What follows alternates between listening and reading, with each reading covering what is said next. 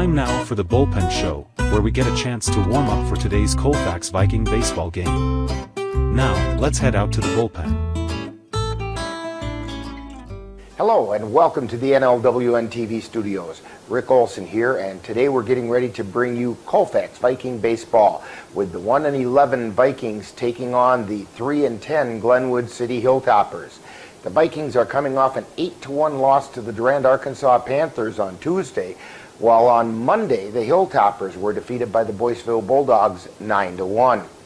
The Vikings are still looking for that elusive first conference win of the season and would like nothing more than to get it today. Glenwood City defeated the Vikings 8-6 in Glenwood City back on April 22nd. Now, coming up in today's bullpen show, we'll take a look at today's matchup between the Vikings and the Hilltoppers. Then we'll get to know one of the Viking players in Viking Profile. Finally, we'll send it out to the ballpark for some exciting high school boys baseball. All that coming up right after this brief timeout. You're tuned to the Bullpen Show on NLWN-TV. When you have that craving for a home-cooked meal the way Mom used to make it, rest assured, you can still get that meal by going to Mom's Restaurant and Pub in Colfax. Mom's is open daily, serving breakfast and lunch, and don't forget dinner on Friday nights with Mom's famous fish fry. The coffee is always hot, the breakfast is always delicious, and lunch will put a smile on your face and in your stomach.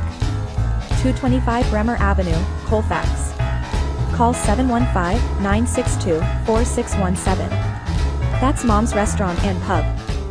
Welcome back to the bullpen, where we're getting warmed up for today's Dunn-St. Croix conference matchup between the Colfax Vikings and the Glenwood City Hilltoppers.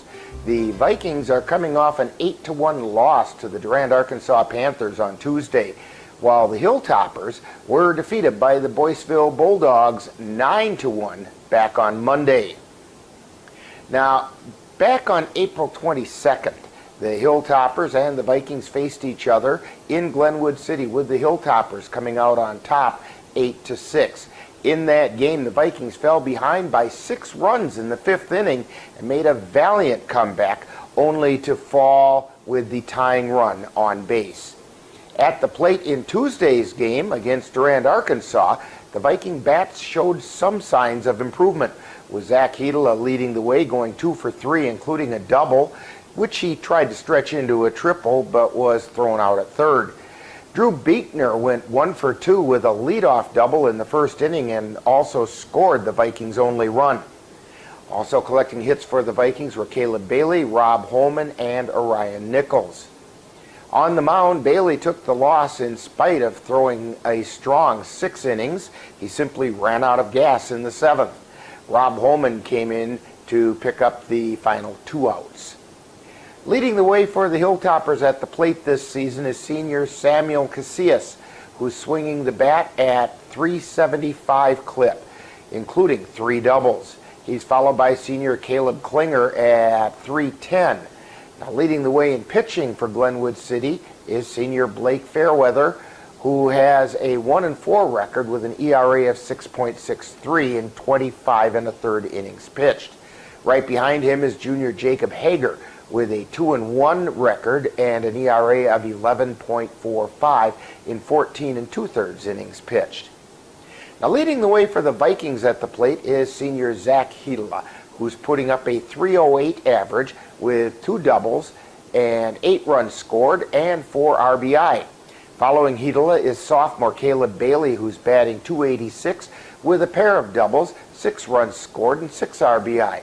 Also hitting over 200 for the Vikings are Drew Beekner at .212, Brady Elmer at .208, and Connor Arnson at 200 even. Leading the way on the mound is Caleb Bailey, who has thrown the most innings at 32 1/3. He's posting an 0-5 record with a 4.55 ERA. Leading the way in the win column is Orion Nichols, who has a 1-4 record, while Zach Hedela has the lowest ERA at 1.98.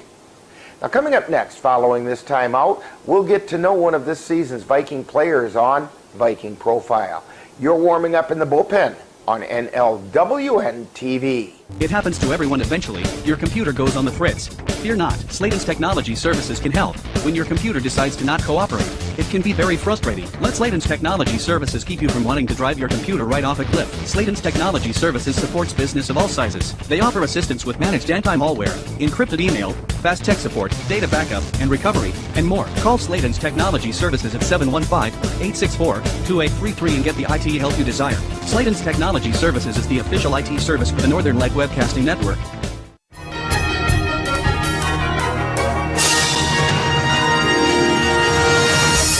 Time now for Viking Profile, where we take a closer look at one of the Colfax Viking players. And now, Viking Profile. Today joining us on Viking Profile is Evan Cook, who is a senior here at Colfax High School. And Evan, we know that you play baseball, but are you involved in any other activities here at school? Yes, I'm in the D&D club. I'm not involved in activities in it anymore, though, because of the conflicting schedule. Okay, and boy, I tell you, when you're busy, that happens, doesn't it? Yep. Okay, so when did you start playing baseball, and what kind of an experience have you had? I played since junior year. Okay. Do you enjoy it? Yeah. Okay, that's the important part. So what's the most important thing that you've learned playing baseball? Probably teamwork. Okay, and yeah, you can't turn a double play without good teamwork. Yeah. All right.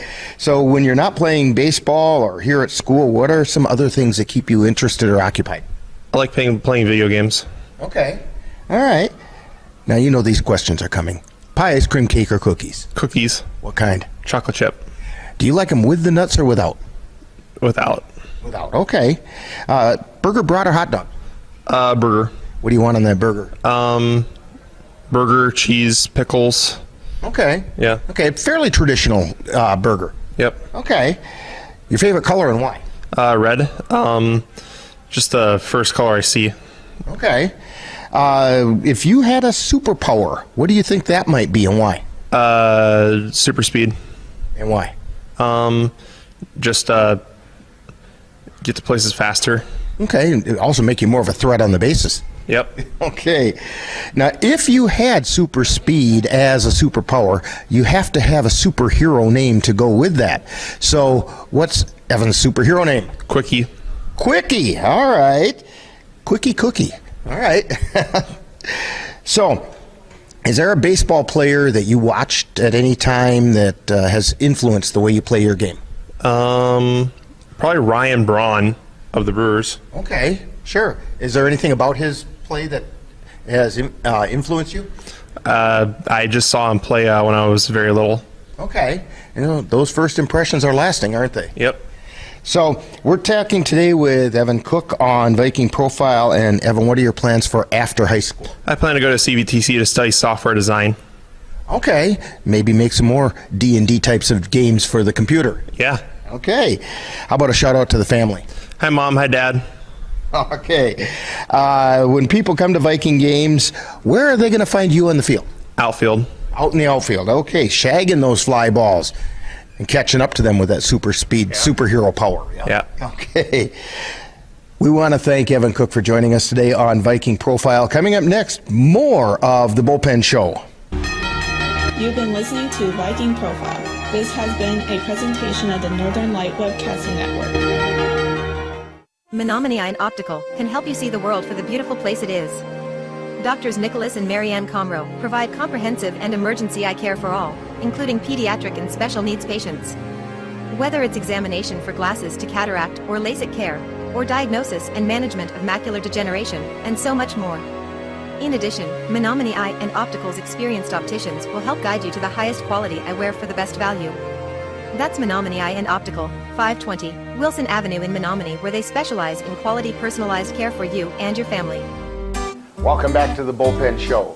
Today, the Vikings, with an 0-11 record in the Dunn-St. Croix Conference, will take on the 3-8 Glenwood City Hilltoppers in a Dunn-St. Croix Conference matchup. Now, on Tuesday, the only Dunn-St. Croix Conference game scheduled was the Vikings taking on the Durand, Arkansas Panthers, with the Panthers coming out on top 8-1. Now, that leaves the Dunn-St. Croix Conference as follows. In first place are the 11-0 Elk Mound Mounders. They're being followed by the Mondovi Buffaloes at 9-2 and just 2 games out. The Boyceville Bulldogs sit in 3rd place at 7-4 and 4 games off the pace. In 4th place are the Durand, Arkansas Panthers at 6-4, 4.5 games back. 5th place sees the Spring Valley Cardinals at 5-5, while the Glenwood City Hilltoppers at 3-7 hold down 6th place. In 7th place we find the Elmwood Plum City Wolves, and 8th place belongs to the Colfax Vikings. Now, today, the Dunn-St. Croix Conference has a full slate of games, including the Glenwood City Hilltoppers traveling to Colfax to face the Vikings. It will be the Spring Valley Cardinals hosting the Elk Mound Mounders, while the Mondovi Buffaloes make the journey across Highway 10 to take on the Durand, Arkansas Panthers. And the Elmwood Plum City Wolves will welcome the Boyceville Bulldogs in Plum City. Now, today, the Vikings are once again trying to put it all together with timely hitting, solid pitching, and error-free baseball. If they can do that, their first conference win could be in grasp. Now, that said, the stage is set for some exciting high school baseball, and we'll have all the action for you right here on NLWN-TV. Now, in just a moment, I'll join our broadcast crew at Colfax High School as we bring you all the action of today's Dunn-St. Croix Conference game between the Colfax Vikings and the Glenwood City Hilltoppers. That's all coming up next. You've been tuned to The Bullpen Show on NLWN-TV. If your estate isn't looking quite estate-like, let Midwest Environmental Consultants landscape your estate right up to snuff with installation of retaining walls, brick patios, foundation planting beds, and so much more. Then they'll keep it that way with their expert lawn care service. Call Midwest Environmental Consultants at 608-468-2067. Let Midwest Environmental Consultants help make your estate the showplace of the neighborhood. You've been tuned to The Bullpen Show, where we've had an opportunity to get warmed up for today's Colfax Viking baseball game. Stay tuned. Coming up next is live Colfax Viking baseball.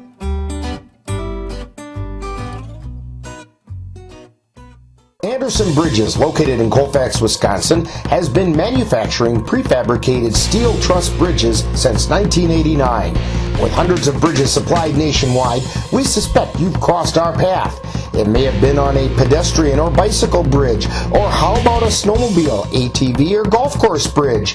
Anderson Bridges is likely to have manufactured it. Founded in 1989, Anderson Bridges has been a family-owned company since its beginning and are proud to support the Colfax Vikings. Colfax Vikings baseball is on the air. Hedela rounds third. He's going to try to score, and Hedela comes in to score. Bailey moves over to second on the throw to the plate. NLWN-TV, along with Colfax High School, proudly brings you today's Colfax Vikings baseball game. And there he gets it, right down the third base line, out into left field. 1 run comes in. Here comes a second run in to score. Now, it's out to the ballpark in today's Colfax Viking baseball game. And good afternoon or evening, and welcome to Colfax High School. And lo and behold, Joe, we're playing ball today. I would have never thought that was going to happen. No, I didn't a couple hours ago, but great surprise, and it's really nice right now. And they worked very hard to get this field playable. It's probably not pristine, but it's playable. And we're getting towards the end of the season. The seeding meeting for the playoffs is coming up on Sunday, and so they worked hard to get it in. Yeah, they really needed to get the game in this week.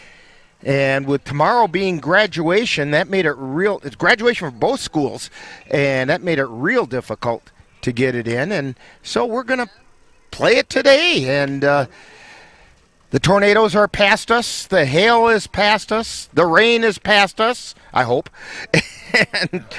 and here we are, ready to play some baseball. Some of the outer areas along the warning track and so on are a little bit muddy, but they did a lot of work raking and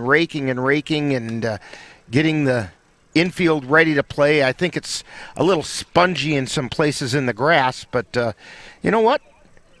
I'll bet you've played on worse conditions. Yeah, I think I have over the years, but got to give a lot of credit for getting a lot of people and getting the field ready. And like we said, it turned out to be a nice day.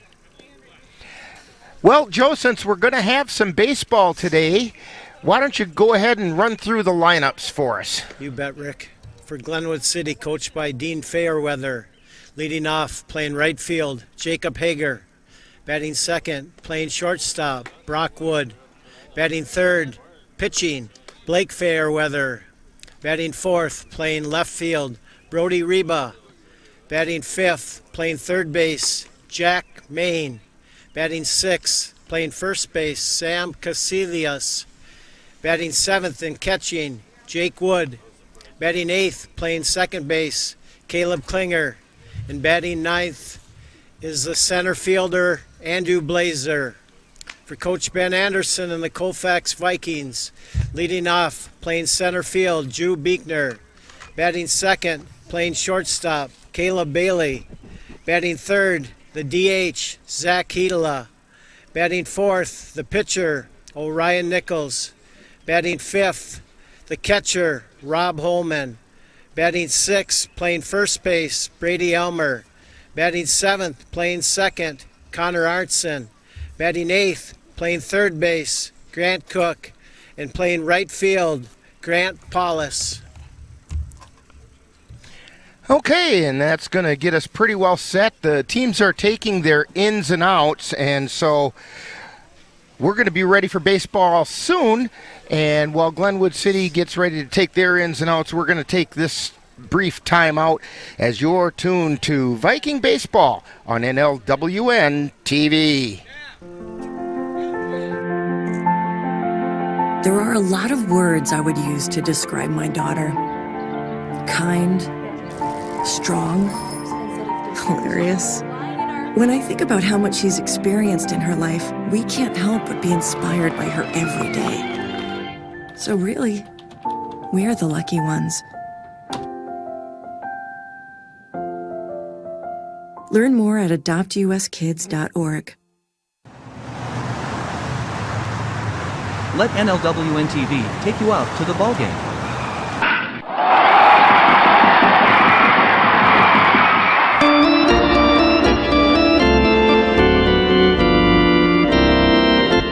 Our next broadcast will be on Sunday, May 18th, when we will bring you the Cavaliers taking on the Hudson River Rats from Carson Park.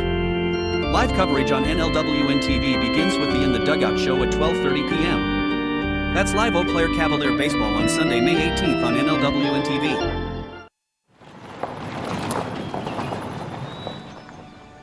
You need some help? Your tow chains are a little loose. Could spark a wildfire. I could show you how to secure them properly if you'd like. Sure. Thanks a lot. Anytime. You should check out SmokeyBear.com. They've got a bunch of tips on wildfire prevention. Only you can prevent wildfires.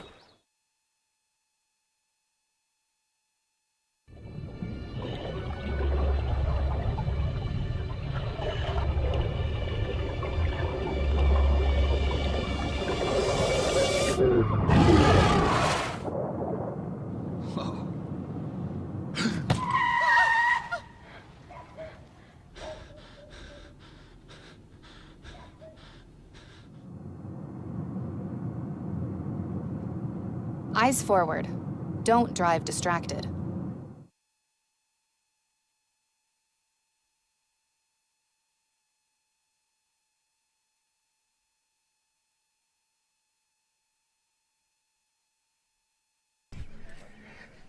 And we're back here at Colfax High School and getting ready for today's game.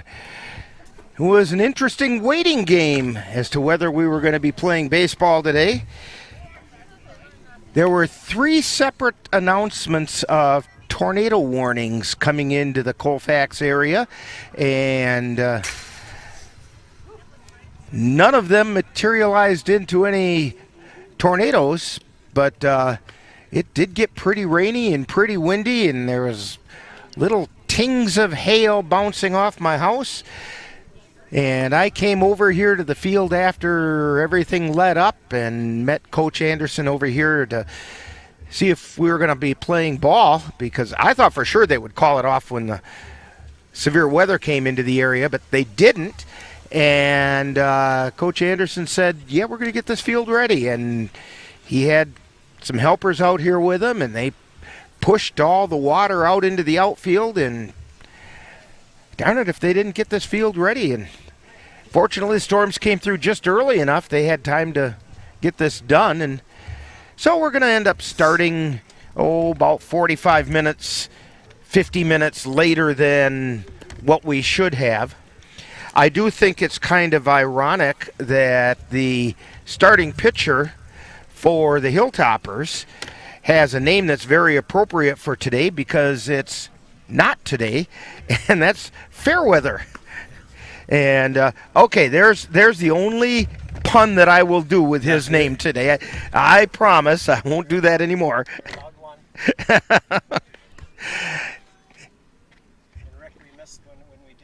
Lineups.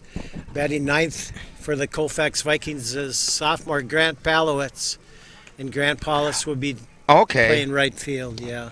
Well, I have to change that here on my lineup. Yep. Palowitz has been playing really well. And Palowitz is playing out in left field. Left field. And Grant Paulus is not batting, but he's playing right field. He did a nice job in right field the other day. Yeah, the Vikings are coming off what sounds like a pretty sound loss to the Durand, Arkansas Panthers, but that game was actually really tight until, well, it was within reach until the 7th inning. Yeah. And so the kids played reasonably well, and so another performance like that, build on that a little bit, and maybe a performance like they did a week ago today over in Elk Mound, and that elusive first conference win of the season could actually come true. Yeah, no, I agree. We see the progress, and they got to make key plays at the right times and string some hits together, and and Orion's got to throw strikes and get after them. And we talked about getting off to a better start, and we did the other night, and it didn't help, but I think that'd be a big key tonight. Well, the other thing Orion has got to make sure he doesn't do is if something happens in that first inning, he can't let it get to him. He's got to have a short memory on that and just go out and throw strikes. Yeah. And we talked, he hasn't had great support every time he's taken the hill, but, like you said, you got to roll with it. You got to persevere and stay with it. I'm surprised at the number of fans who are here today. I don't know if I'd quite call it a crowd yet, but we do have a fair number of fans here, and I think that most people thought that we were going to be not playing today. Yeah. Conley is one of them, yeah. And I know that the two umpires today, by the way, are Larry Durkop behind the plate, and Tim Wilson is out on the bases. And Tim Wilson stopped me before the game saying back when he used to coach baseball, there was no way we'd be playing this game today. And those tornado warnings would have scared him off. Yeah, Tim is a great baseball guy, and I played a lot of baseball with Tim, and he's just a super guy. He is, and I remember watching him coach, and he always had what was best for the players in his heart, and so he was a player's coach, and always. And he's always easy to talk to, yeah. and kid around with too. So Glenwood City Hilltoppers have finished their in and outs. And so I think we are just about ready to get things started. I don't think we're going to have a national anthem or any player introductions today. And we have all of our electronics up off the ground because I just don't trust the ground yet. And So while the Vikings take the field and get ready to get going, let's take one more timeout before we get ready to play ball here in Colfax on the Northern Light Webcasting Network, NLWN-TV. Get in touch with the roots of the Chippewa Valley at the Chippewa Valley Museum, located in Eau Claire's Carson Park, with a mission of connecting people to their community and inspire curiosity. From reinventing the Chippewa Valley, a century of change in farm life, the Farmhouse Theater, along with the Wisconsin Logging Museum and Logging Camp. Also, the Chippewa Valley Museum features special temporary exhibits and traveling exhibits, as well as web exhibits. The Chippewa Valley Museum is open Tuesdays through Saturdays. Call for more information at 715-834-7871. And this reminder that the Chippewa Valley Museum in Carson Park will begin their summer hours at the end of this month. Joe, that's coming up really fast. And if you want to find out more about those summer hours, take a look on their website at cvmuseum.com. They've got all the information there. Also, they will remind you there about the exhibit Anderson to Yang that they have put together. That's an exhibit about the immigrant influences in the Chippewa Valley. And then there's also a traveling exhibit at the museum called Rocks and Hard Places. That's on loan from the Vesterheim Museum in Decorah, Iowa. And both of those exhibits will continue through the end of August. Also, the museum is a Blue Star Museum this summer from Armed Forces Day right through Labor Day. All members of the military, whether it's active duty military, National Guard, reserves, are admitted to the museum free of charge. So, real good opportunity to get over to the Chippewa Valley Museum and see what they have to offer. And while we're waiting, the umpires and managers are still having some conversation there. Don't forget that our next Viking baseball game will be on Monday, May 19th, weather permitting, when the Vikings travel over to Boyceville to take on the Boyceville Bulldogs. That will also be our final broadcast of the season. We've had a lot of fun doing it. I wish we could have brought home a few more wins, but maybe today. Yeah, anyway, first pitch on that game is at 5 o'clock, and our bullpen show will begin at 4:40. Vikings softball, their next game will also be on Monday the 19th, as they will face... Actually, the girls are going to travel to Boyceville to take on the Boyceville Bulldogs. Yeah, I think that's a big game for the conference title. And that first pitch is at 5 o'clock. The Viking boys and girls track teams will compete in the Dunn-St. Croix Conference track meet on Tuesday the 20th, and that'll be down in Mondovi. So if you want to see some great track and field action, head down to Mondovi for that one. The conference meet is always a lot of fun. And then make sure you join us on NLWN-TV on Sunday the 18th as we bring you the Eau Claire Cavaliers taking on the Hudson River Rats from Carson Park in Eau Claire. The In the Dugout show will begin at 12:30, and live play-by-play will begin at 1 o'clock. That's Eau Claire Cavalier Baseball, Sunday, May 18th on NLWN-TV.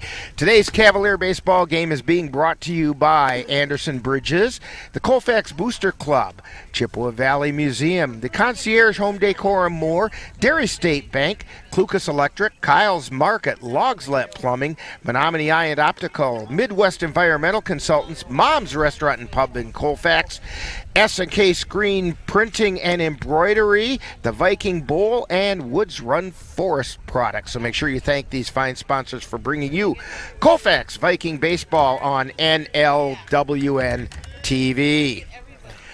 We are ready to get things started. Larry Durkop is going to be calling balls and strikes behind the plate. He's also going to be working the Cavalier game on Sunday, but I believe he's probably going to be on bases there. Jacob Hager stepping to the plate for the Glenwood City Hilltoppers.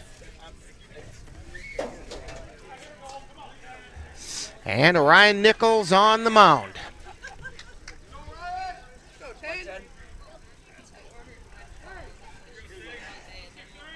Nichols winds, and the first pitch fouled off towards the Viking dugout. Vikings defensively, we have Cook at third, Bailey at short. Arnson is over at second, and Elmer at first. Here's the wind in the 0-1 pitch. That one's fouled back into the screen. It's 0-2. Holman is behind the plate. Nichols on the mound, and the outfield is Palowitz, Beekner, and Paulus going from left to right. And the pitch. That one's a little short of the plate. These conditions actually can be friendly to a pitcher because that ball can get scuffed up and get a little extra grip on it. Here's the pitch. Oh, that didn't miss by much. Good pitch. 2 balls, 2 strikes to Jacob Hager. That was outside for a ball. Count goes full to Hager. You don't want to go up 0-2 and lose him. No, he needs a strike here. Nichols winds and delivers. And that's high for ball 4.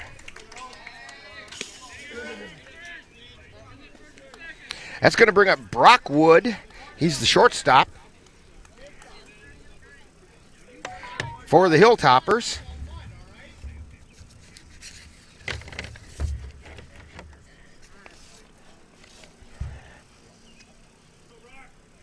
Wood batting .243. And there's a pop-up over towards second. Arnson is under it. He dropped the ball. In and out of his glove. Throws it to second. They called him out.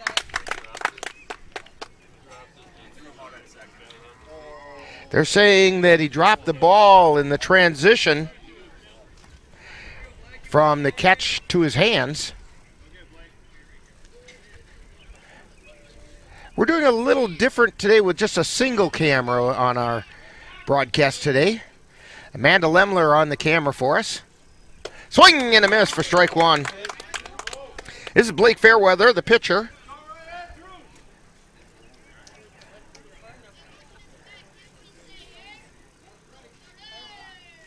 Quick snap throw over to first.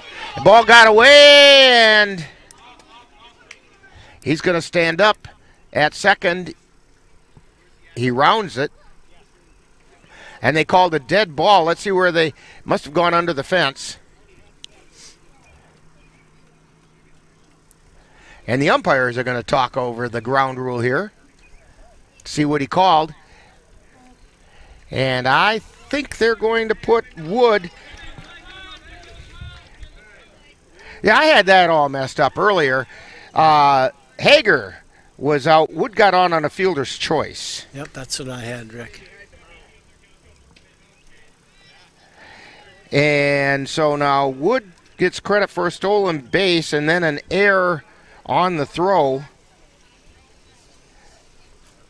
Puts him on third. And Fairweather has a no ball, 1 strike count.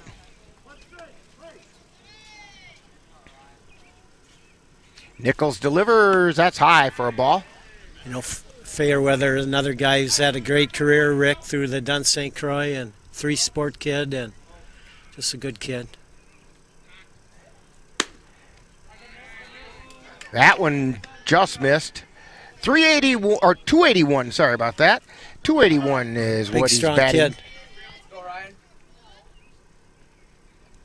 That's high. 3 balls and a strike.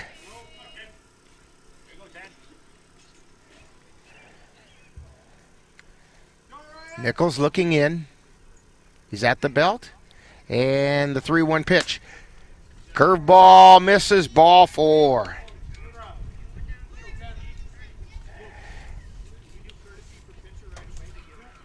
He's got to throw more strikes, Rick.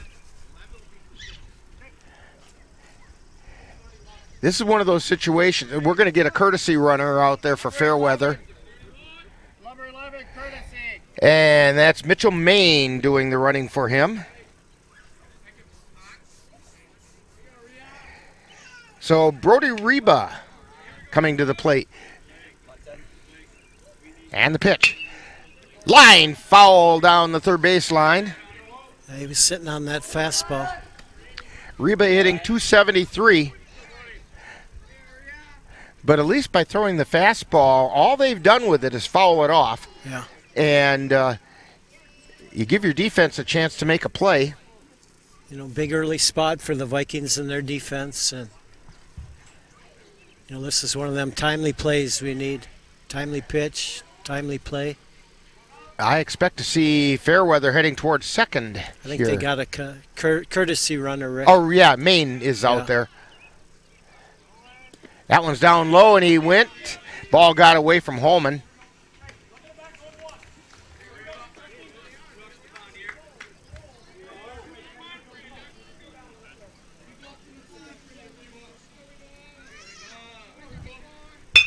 There's a fly ball. That's fairly deep out into left field and can't make the catch. It's Palowitz. So one run comes in. Maine is going to end up on third as Brock Wood came in to score. Yeah, Palowitz got a good jump. It just popped out of his glove.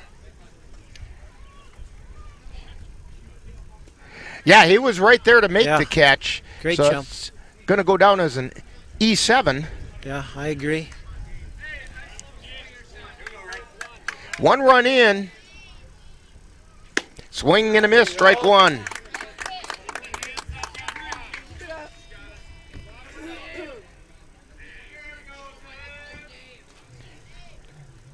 And the pitch. That's popped out of play, strike two.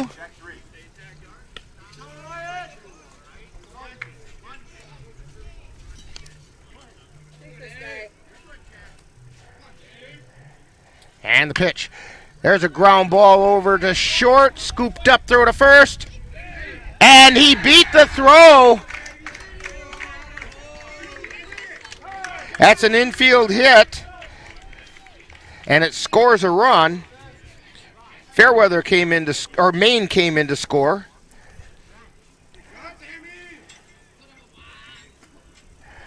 Nope, Maine was the hitter there, Rick. I'm not sure who the courtesy runner. The courtesy runner was Mitchell Maine. It's his brother. Okay.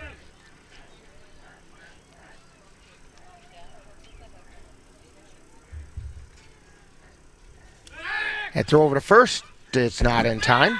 Yeah. We Jack talked about all year, though, Jack Maine, you know, down 0-2, and he put the ball in play. And yeah. So there's runners on the corners. Reba is on third. Nichols at the belt, and he delivers. There's a strike called.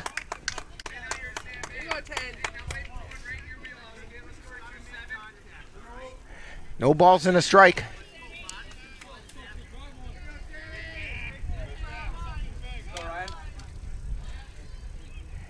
And the pitch. Strike two called.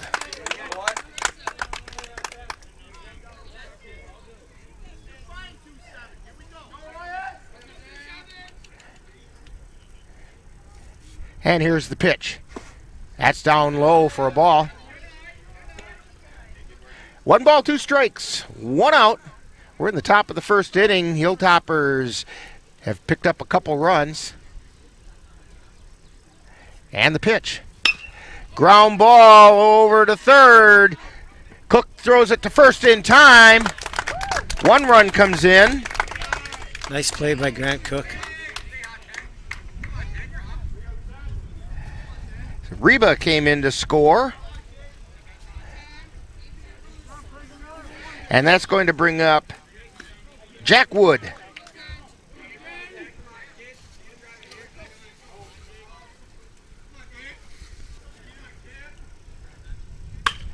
And there's a fly ball out into center field. Beekner is under it. He makes the catch. So, after an inning or half inning of play, the Hilltoppers got 3 runs on 1 hit. There was 1 Viking error and 1 left on base. So We've played a half inning, and it's the Hilltoppers 3 and the Vikings 0, or Vikings coming to bat on NLWN-TV. Our goal at Woods Run Forest Products is the same today as it was when we started back in 1978. That is, to produce lumber products that best fit the customer's needs. We can achieve that goal by utilizing local talent and local timber to fit customers' needs. Whether you're a commercial contractor or a do-it-yourselfer. Check out the products available at Woods Run Forest Products in Colfax.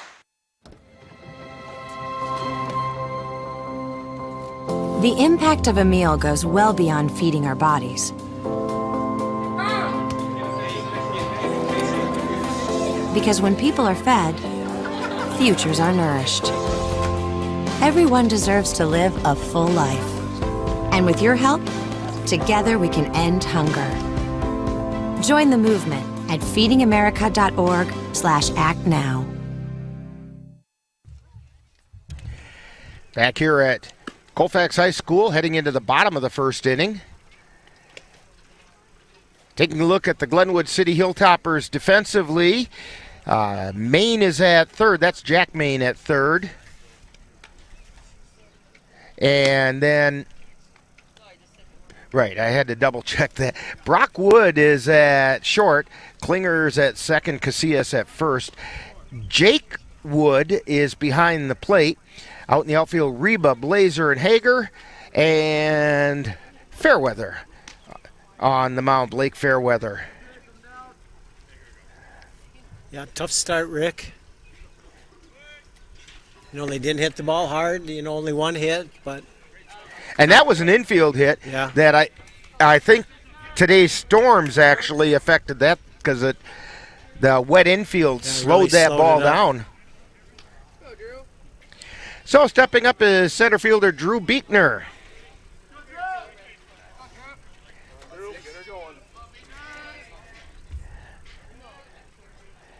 And the first pitch, outside for a ball. Beekner laced a really nice double on Tuesday down into the left field corner. Here's the pitch. There's a strike called. And he came in and scored the one Viking run. The 1-1 pitch is outside for ball 2. Yeah, we've been talking all year. He's the catalyst. He can run, and he gets on. He seems like he scores.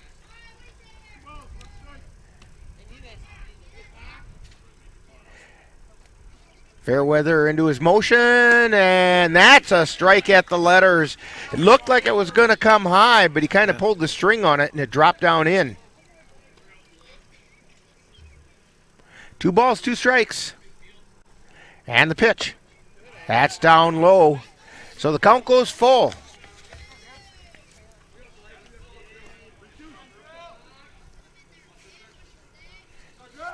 Fairweather into his motion. That one's down in the dirt.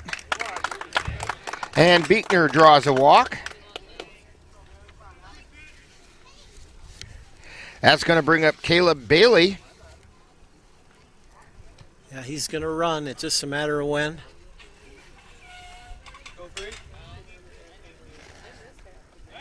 Bailey batting .286, throw over to first, and Beekner's in safely.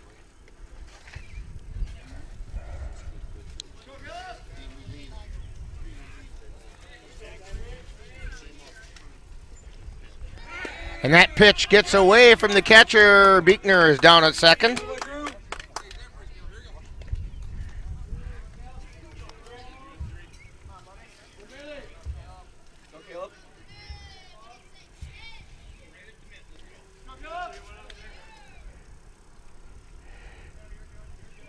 One ball, no strikes to Caleb Bailey.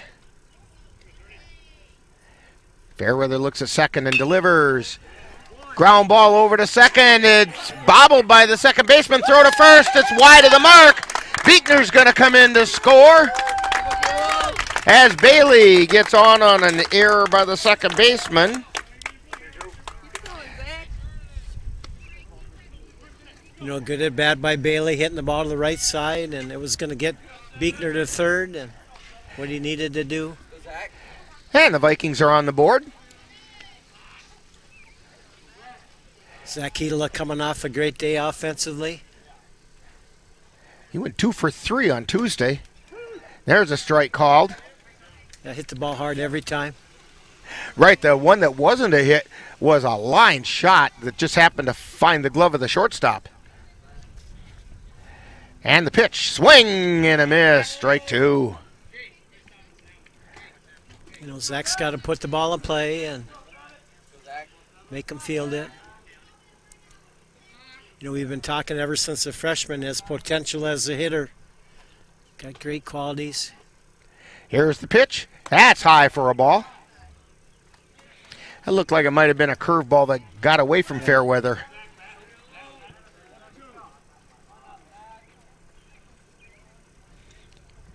And the delivery, outside. 2 balls, 2 strikes. Nobody out. Runner on first. That's Kayla Bailey. Swing and a miss. And Hedela goes down swinging. That's going to bring up Orion Nichols.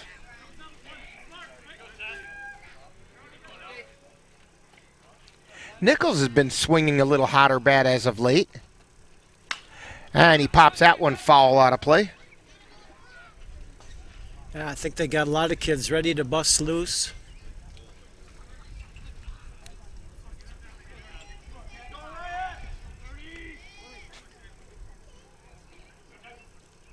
Fairweather at the belt, and he delivers inside for a ball. 1 ball and 1 strike now.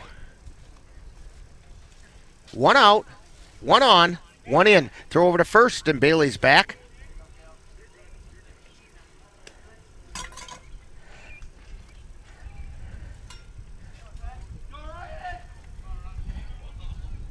And the pitch.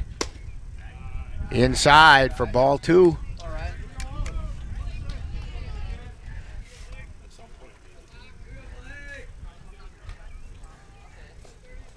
And the pitch. That one's fouled back out of play. 2 balls, 2 strikes. You know, Joe, you know they say in Wisconsin, if you don't like the weather, just wait 10 minutes. Now we got sun shining. Yeah, it turned out pretty nice. Tornadoes earlier and sun shining now. Here's the 2-2, and it's high and away. I think I'd send Bailey here, even though 1 out. Fairweather delivers. No. And it's outside for ball 4.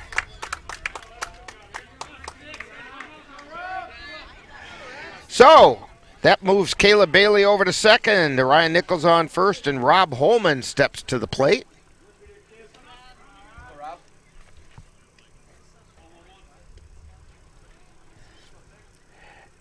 And the pitch is high for a ball. Great time for one of those timely hits, Rick. Yes, it is.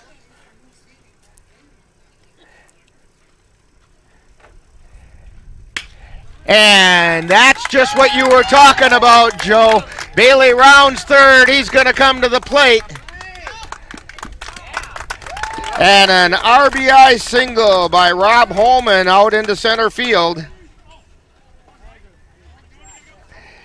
Scores Bailey.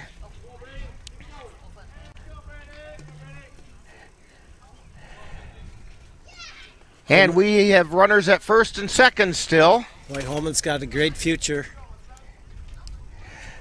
Nichols at second. Holman at first. Brady Elmer at the plate.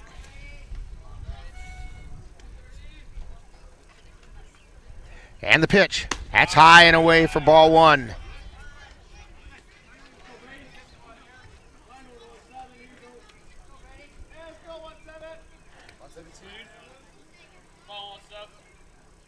And the pitch.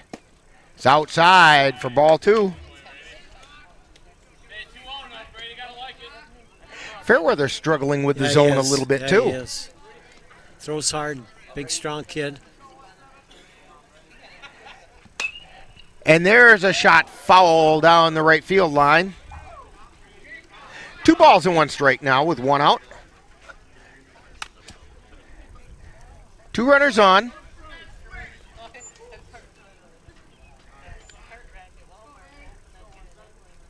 And the pitch. That's inside. You know, Brady Omer's a big, strong kid. Yes, We've just been kind of waiting to see him get a hold of one. And there's a strike called. He looked at one about thigh high. Full count, 1 out. Or check, 3-2. Swing and a miss, strike 3. So with 2 down, 2 runners on, it's going to bring up Connor Arnson.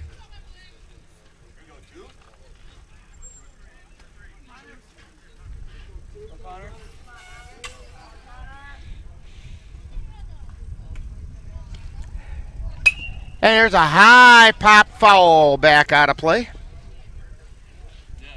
A little red car isn't parked back there again today, is it? I didn't see it.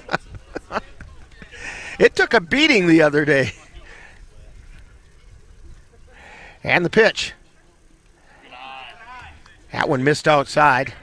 1 ball and 1 strike to Connor Arnson. Nichols on second. There's a strike called. Rob Holman on first.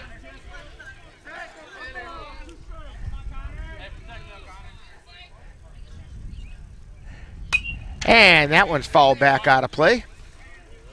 Count holds at 1-2. I need 1 more of them big hits. Timing's everything. Runner takes off, and it's inside for a ball.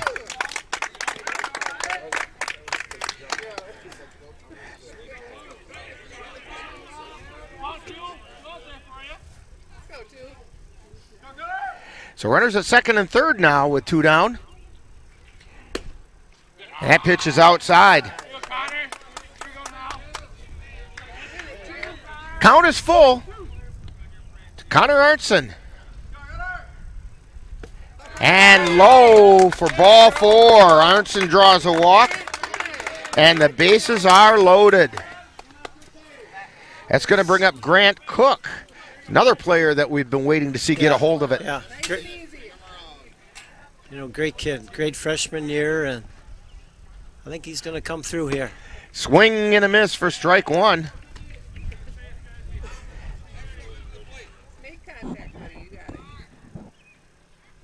And the pitch, swing and a miss, strike 2.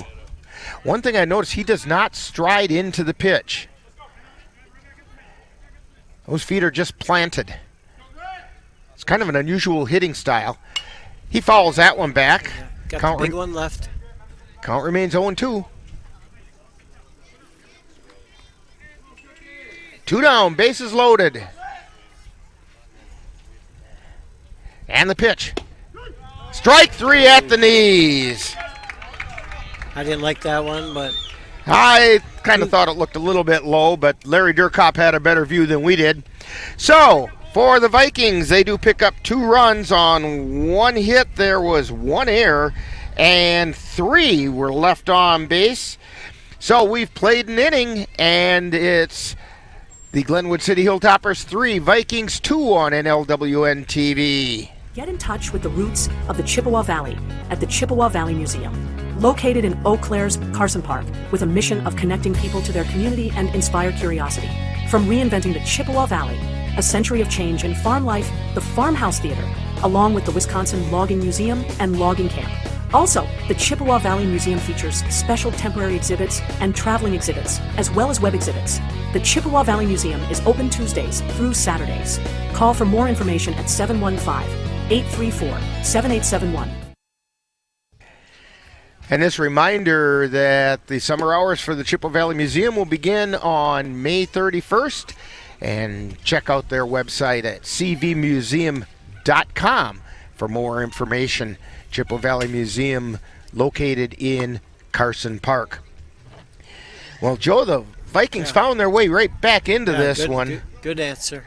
And Due up for the Hilltoppers are the 8, 9, and 1 hitters, Caleb Klinger, Andrew Blazer, and Jacob Hager. I got a highlight for you too, Rick, that you were talking about the softball team, and talented junior Bryn Skor hit her 11th home run last night, break her own school record. She's a talented player. Yep. And she's pretty darn good on the hardwood too. Yeah, good at a lot of things. So, stepping to the plate is Caleb Klinger. Batting .310. That pitch missed outside for a ball.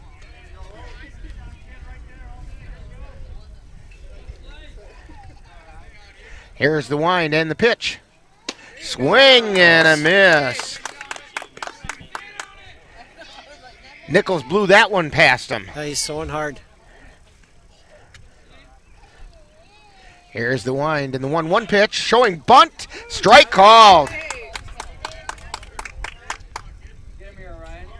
This actually would be a good day if you're a decent bunting team with the grass making it as slow as it is. Here's the pitch. That just missed. 2 balls, 2 strikes to Caleb Klinger. The second baseman. That's outside for ball 3. Nichols struggling at getting that 3rd strike. Here's the pitch. That was inside for ball 4.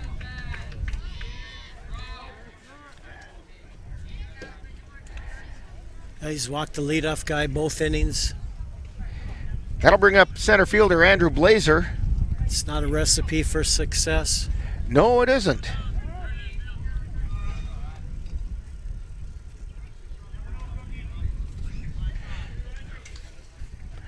Blazer batting .222. And the pitch, he shows bunt. It's down low. Runner holds. Ball 1.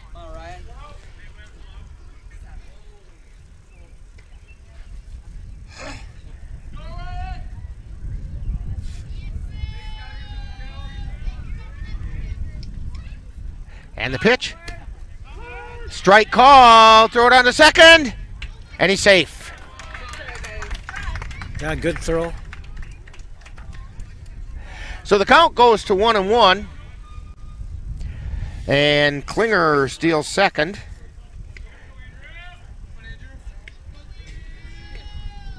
And the pitch. Fly ball foul down the left field line. He pulled that one hard.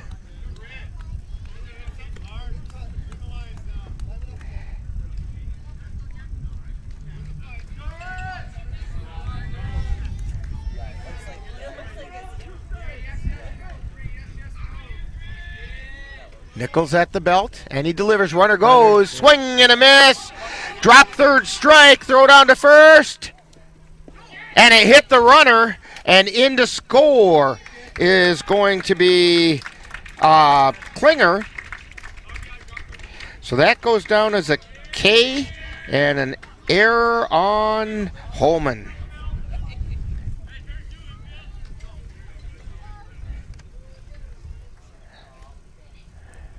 Takes us back to the top of the order. Jacob Hager. Swing and a miss for strike 1.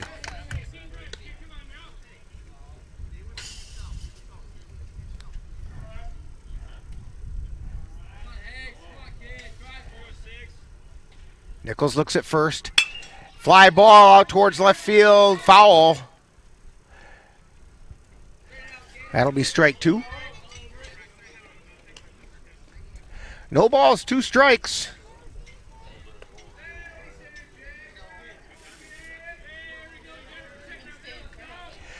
Hilltoppers on top, 4-2.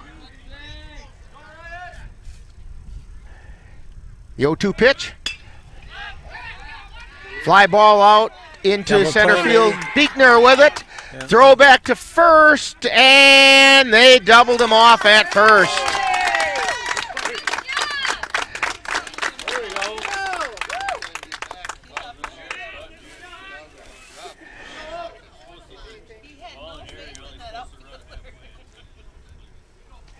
So, double play.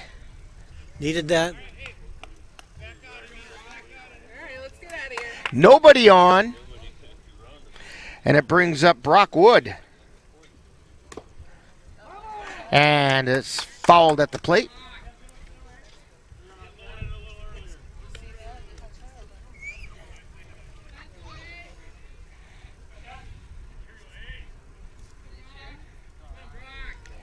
Here's the wind in the pitch. Ground ball foul down the third baseline. Now Wood got on a fielder's choice. Yep, scored their first run. Yeah, and it's one of those where it's a fielder's choice because the ball was dropped by Arntzen at second base. That's down in the dirt.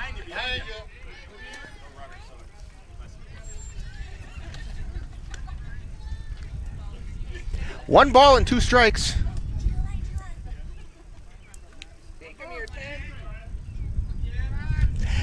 I'm almost wondering if he shouldn't be on an error on that. Pop, foul out of play. Count holds at 1-2.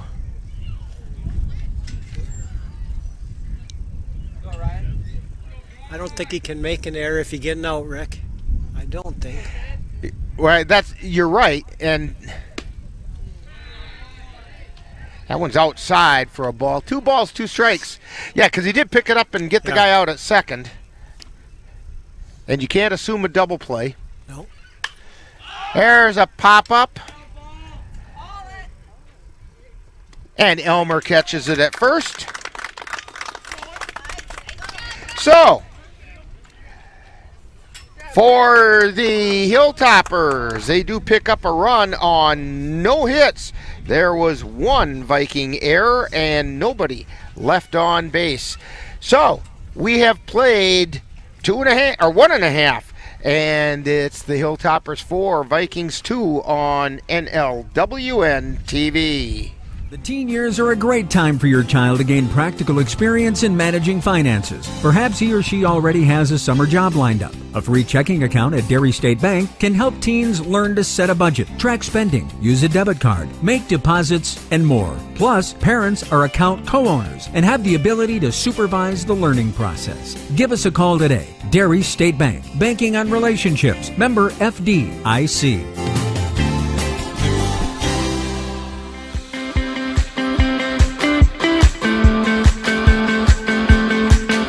We at NLWN-TV are excited to take you out to the ballpark for Colfax Viking baseball.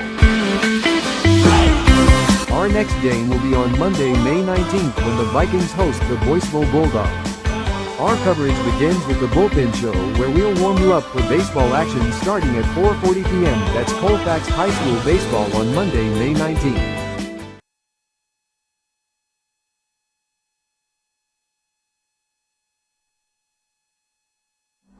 Life doesn't always give you time to change the outcome. Prediabetes does. 1 in 3 adults has prediabetes, but with early diagnosis, prediabetes can be reversed. And you can change the outcome. Take the 1-minute prediabetes risk test today. Go to doihaveprediabetes.org. And we're back at Colfax, and we have a new pitcher for the Hilltoppers. And it's Jacob Hager on the mound, replacing Blake Fairweather. And the first pitch is a ground ball, foul by Grant Palowitz.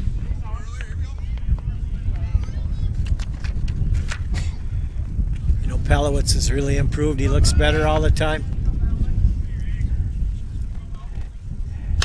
And there's another chopper foul down the line.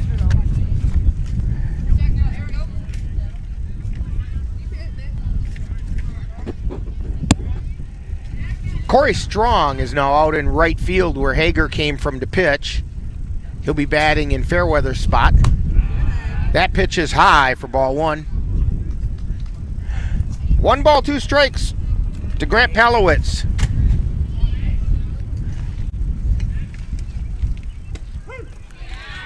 And he goes down looking. Yeah, good curveball.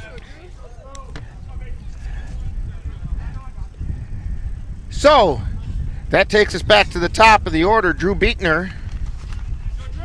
Breeze is picked up again. Gonna have to find some more tape and tape our stuff down here. And that's a strike called. Beekner drew a walk his first time up.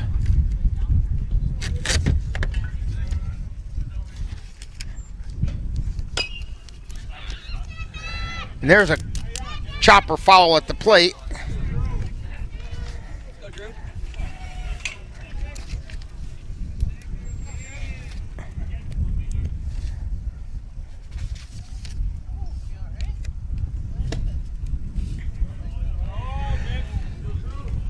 And there's a ball. 1 ball and 2 strikes to Drew Beekner.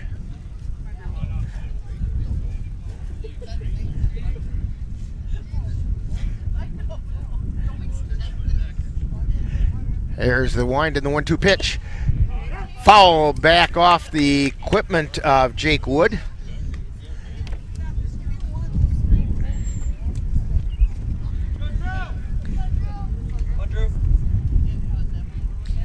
Count stays at 1-2, and here's the pitch from Hager. Ground ball over towards short, scooped up. He bobbles it a little bit, and Beekner beats it out.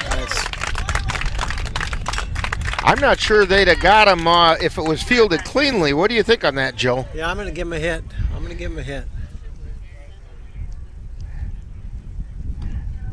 So Beekner on with an infield hit. He's had so many times he's hit the ball hard. And yeah, he kind of needs a break once in a while too, doesn't he? Throw over to first, and Beekner's back in safely.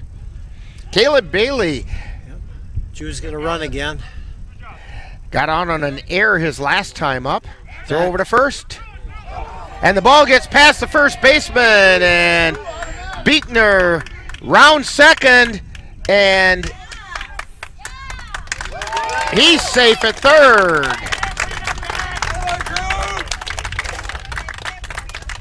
It makes a lot of things happen. That speed is super important. So that goes down as a stolen base for Beekner, and then an error on the throw, which allowed him to go to third. Pitch was inside for a ball. 1 ball and no strikes to Caleb Bailey. And a ground ball over to second, picked up. Throw over to first is in time, but he gets an RBI on that. As Beekner comes in to score. Making it Hilltoppers 4, Vikings 3.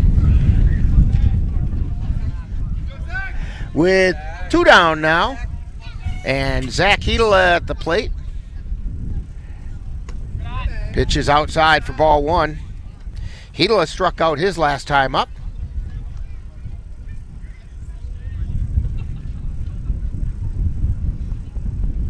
The wind and the pitch. Ground ball out into the infield, picked up by Hager. Throw to first, and it's in time. So, for the Vikings, they do pick up 1 run on 1 hit. There was 1 error and nobody left on base. We have played 2 innings, and it's the Hilltoppers 4, Vikings 3 on NLWN-TV.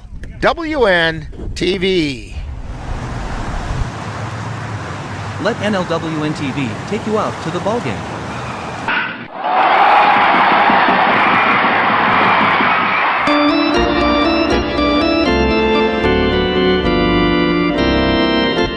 Our next broadcast will be on Sunday, May 18th, when we will bring you the Cavaliers taking on the Hudson River Rats from Carson Park.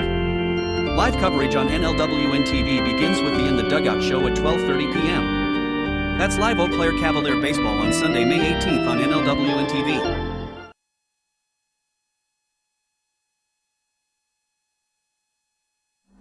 Life doesn't always give you time to change the outcome.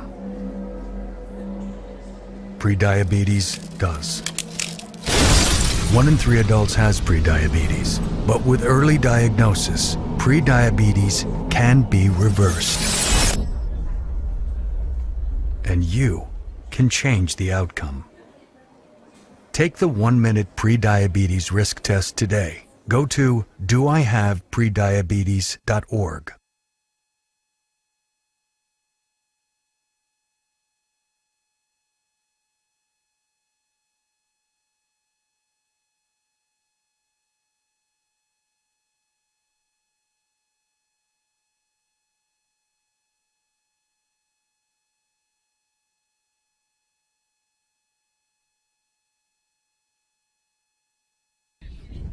Okay, and we have a little change in our giddy up here.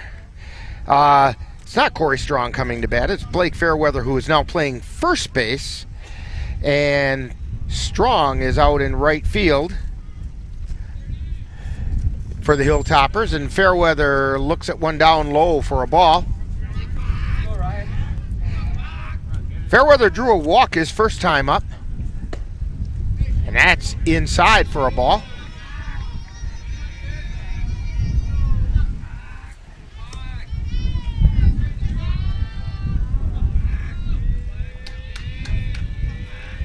And the pitch. Just outside at the letters for ball 3. 3 balls, no strikes to Blake Fairweather. And that's a get me over pitch for strike 1. Now Fairweather has a hitter's pitch coming up. And the 3-1. That's down low for ball 4. He's got to throw more strikes, Rick. So it's going to bring up Brody Reba. Got on an error by Palowitz out in left field. He pops that one foul out of play.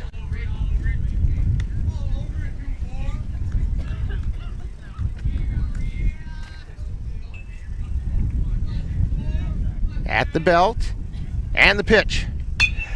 Fly ball out towards right field. Paulus moving in, and he makes the catch.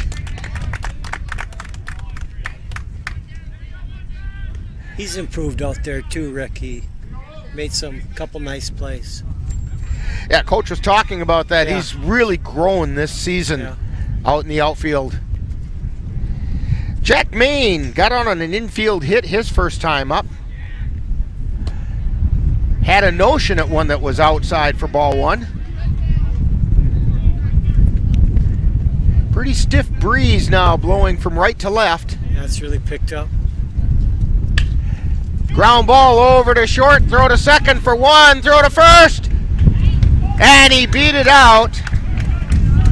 So Maine gets on a fielder's choice, 6-4, as Fairweather is out at second.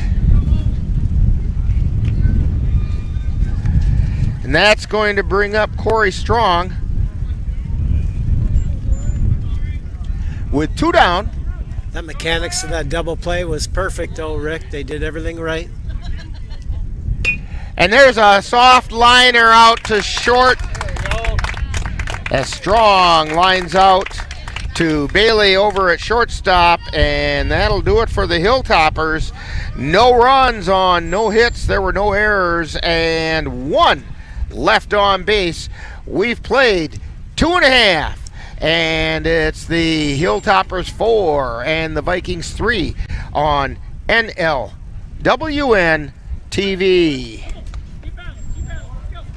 Bowling, America's pastime. From enjoying family fun to participating in a league, bowling is a central part of our culture. Let Viking Bowl and Lounge help you introduce bowling to your family. They offer a full menu, as well as drinks and activities to please all ages. That's the Viking Bowl and Lounge on Main Street in Colfax. Call 715-962-3252.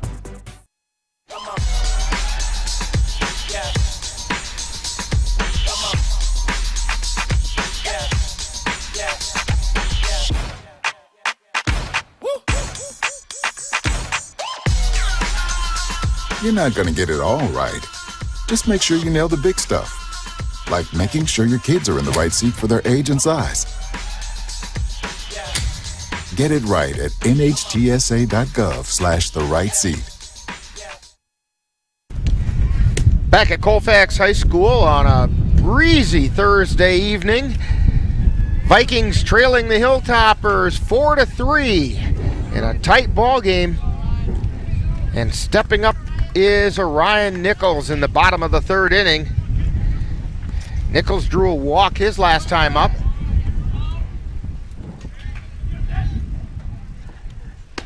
And the pitch is high for a ball. Hager's not very big, but he throws hard. Here's the wind and the pitch. That one's fouled back out of play.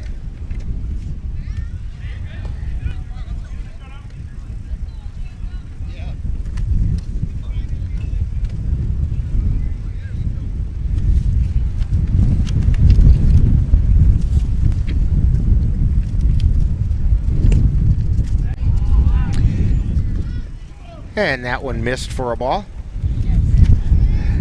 Jacob Hager, the junior, on the mound for the Hilltoppers. There's a strike called. Counts even at 2-2.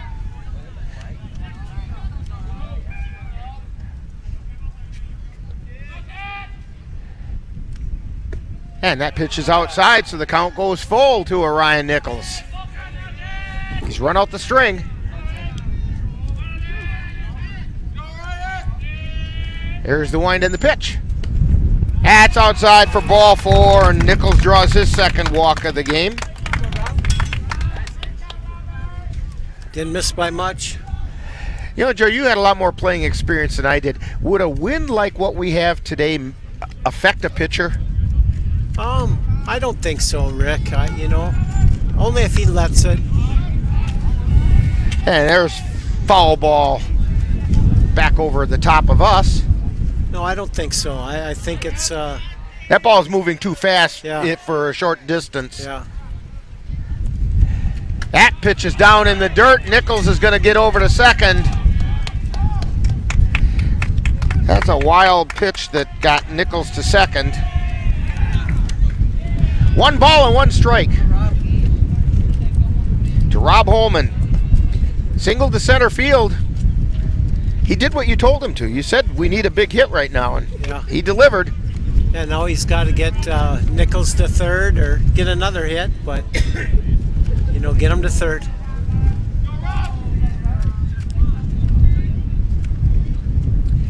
Hager looking at second, and he delivers. Line shot, ground ball over to third. Throw over to first is in time, and he did what you said. He moved Nichols over to third. Jack Main, nice play.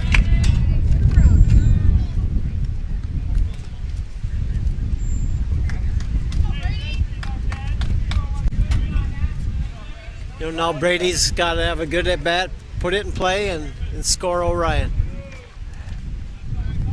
And Brady struck out his last time up.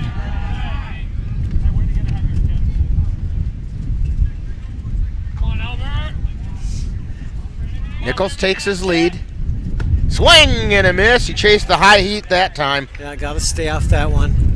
That was right about the bill of his cap. Yeah. But they do look like beach balls when they're that high. Soft looper out towards second base. Throw over to first for the out. Yeah, tough play for Nichols. He wasn't sure if he was going to get caught in the air and had to stay.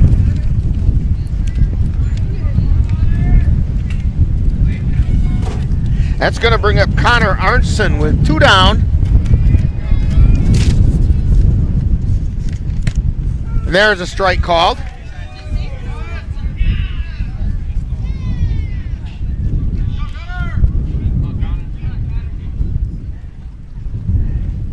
Swing and a miss, strike 2. No balls and 2 strikes now to Connor Arnson. Arnson walked his last time up. And the pitch. Strike 3 called. He goes down looking. So the Vikings get a runner over to third, but can't get him across. No runs on no hits, no errors, and one man left on base. So we've played 3 innings, and it's the Hilltoppers 4, Vikings 3 on NLWN-TV. Shocking as it may seem, electricity doesn't always do what you want. When that happens to you, call Clucas Electric. Clucas Electric can take care of anything from a bad light switch, remodels, new construction, or replacing the main service on your home. Plus, Clucas Electric is now the authorized service provider for Briggs & Stratton home generators. So, for all your electrical needs, call Clucas Electric at 715-651-5064. That's Clucas Electric in Colfax.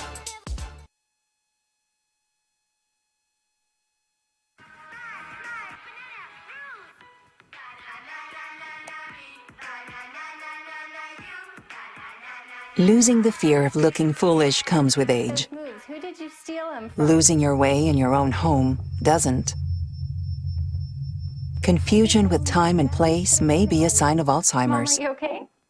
Yeah, I'm fine. Early detection gives you and your loved one time to plan for the future. Learn the warning signs of Alzheimer's. Back here at Colfax as we're heading into the top of the 4th inning. Due up for the Hilltoppers, the 7, 8, and 9 hitters, Jake Wood, Caleb Klinger, and Andrew Blazer. Wood stepping up to the plate. He flew out to center field his last time up, and the first pitch is a called strike.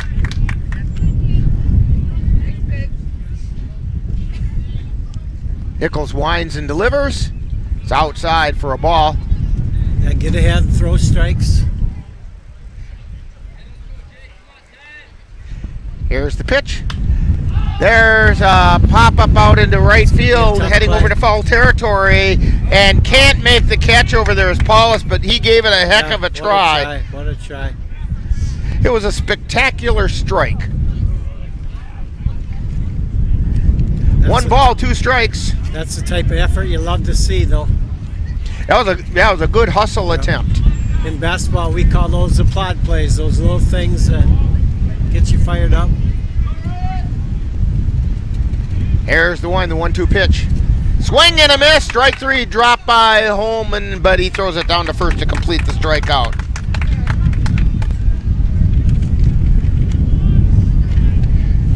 So with 1 out, that's going to bring up Caleb Klinger. Klinger walked and scored his last time up. That was back in the 2nd inning.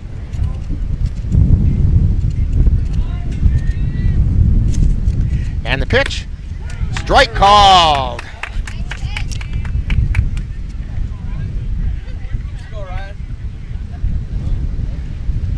And the pitch, a little bit low for a ball.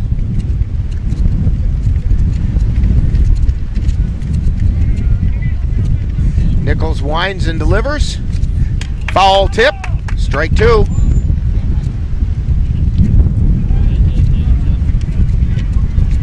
Getting awful windy. Yeah, it's starting to try to move me. That's a pretty stiff breeze. Oh, the flag out in left field is standing straight out. And isn't that windy? And Nichols flips it over to Elmer for the out. Yeah, you're probably right, Joe. It's not that windy. I didn't mean that. Yeah, you did.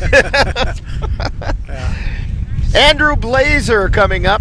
He actually struck out his first time up, but unfortunately the ball was dropped by Holman and he beat the throw to first. Actually, the throw to first plugged him in the back. Yeah. So the first pitch was a ball. That's going to be a tough one. And it's in foul territory, just out of play. 1 ball and 1 strike with 2 down.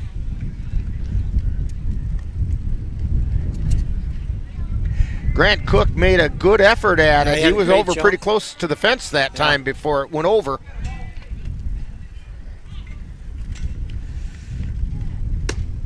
Strike called. 1 ball and 2 strikes to Andrew Blazer. And the pitch. Pop up in the infield. Cook coming under it, and he makes a catch. Boy, you could tell on that one, the wind was playing havoc with his fielding it. Yeah, made an easy play, a tough play. That was a good catch. For the Hilltoppers, no runs, no hits, no errors, nobody left on base. We've played 3.5, and it's the Hilltoppers 4, Vikings 3 on NLWN-TV. It is springtime at the Concierge Home Decor and More in Colfax. The Concierge is a small-town decor shop that specializes in home, farmhouse, wedding, nursery, and holiday decor. The Concierge at 225 Bremer Avenue is open from 11 to 5 on Wednesdays through Fridays and 9 to 1 on Saturdays. Transform your house into a home with their selection of chic home decor pieces and thoughtful gifts for every occasion. Call the Concierge at 715-704-6008. That's the Concierge Home Decor and More in Colfax. You know you don't have to wear your PT gear anymore, right? It's comfortable. So how's civilian life treating you? It's fine. When I got out, I didn't want to admit that there was anything wrong because I felt like a failure. And then I realized, like, there's nothing to be ashamed of. So I started talking to someone. Maybe you are fine. But if you're not, it's okay. Thank you. If you or a veteran you know needs support, don't wait. Reach out. Find resources at va.gov/reach. And the wind is starting to turn and blow in a little bit, still going mostly left to right. It's got that flag sticking straight out as we head into the bottom of the 4th inning. Due up for the Vikings, Grant Cook, Grant Palowitz, and then Drew Beekner.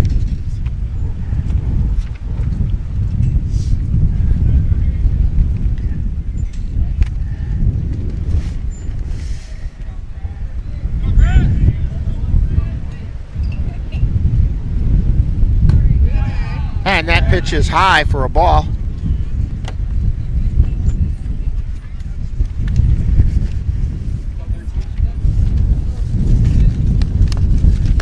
Swing and a miss, strike 1. Good swing.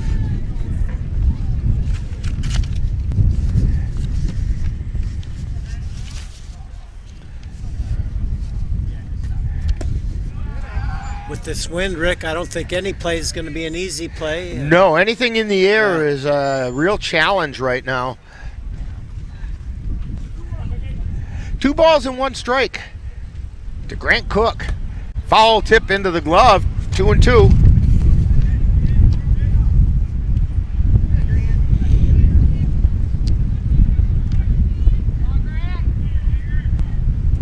There's the wind in the 2-2 pitch. That's high and inside, ball 3. Count is full.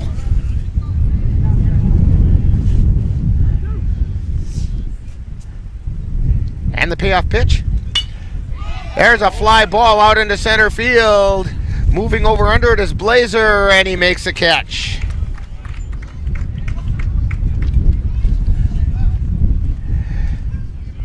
So that'll bring up Grant Palowitz, who went down looking his last time up.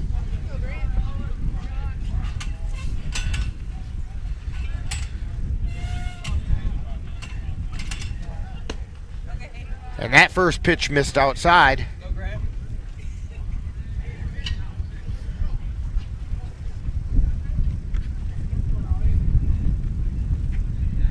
And the pitch. That's outside, ball 2. Maybe a little low as well. Palowitz has those long legs, which puts the knees up a little higher. Yeah, he can really run, too. It'd be nice to get him on. Yeah, let those legs churn. That one's a little bit outside. 3-0 is the count now to Palowitz. I think he should take here.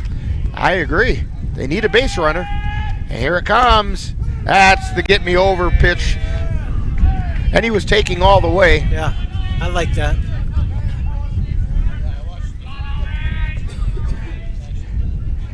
Now the 3-1 pitch. Strike 2. Same pitch, same spot. Pretty close.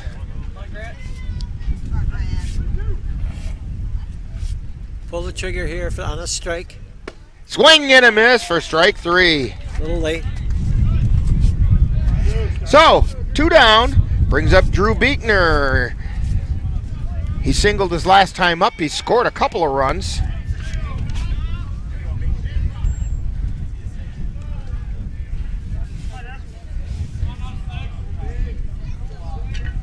Here's the wind and the pitch. It's hot. That caught the bat, I think. Yeah, I think he called it a foul ball. Yeah, I think so. I think the scoreboard has it wrong. And there's a strike. Yes, 0-2 is the count.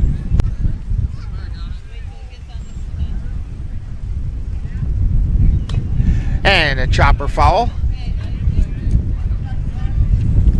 2 down.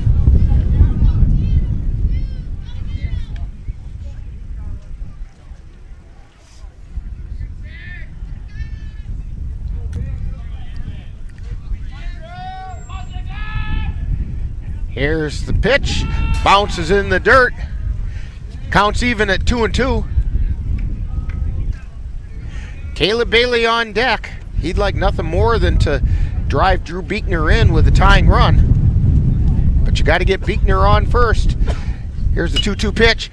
Line shot over towards second. And he can't handle it.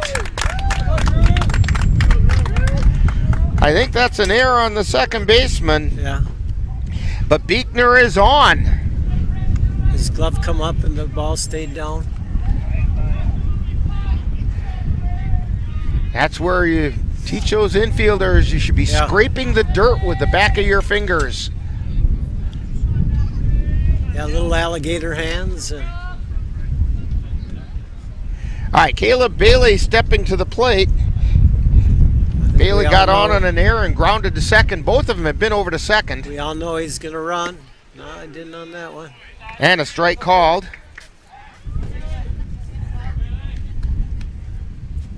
No balls and a strike to Caleb Bailey. Beekner on first. Throw over to first. Beekner's back in.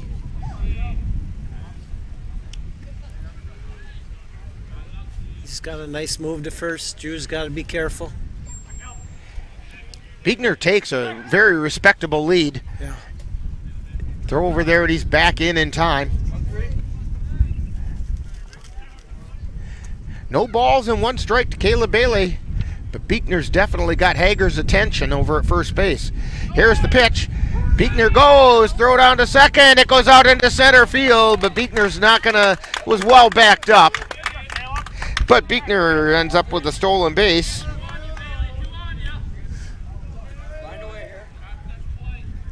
So no balls, 2 strikes.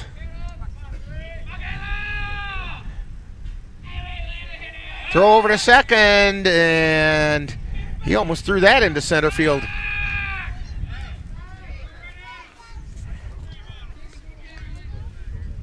No balls, 2 strikes.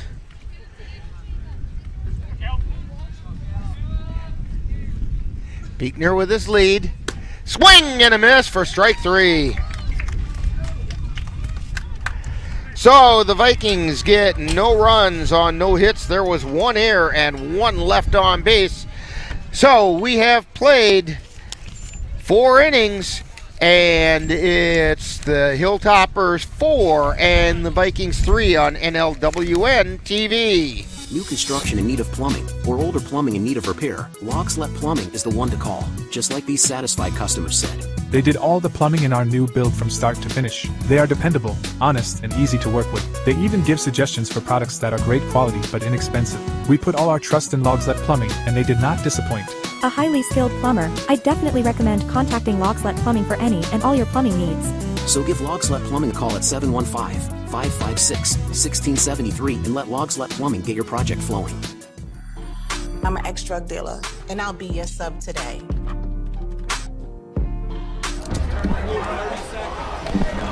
Two milligrams of fentanyl can be lethal. A lethal dose is in here. Who gets it, I won't know. It's cheap, it's potent, and it's profitable. The sad reality is, fentanyl is being mixed into everything now. More kitchen now.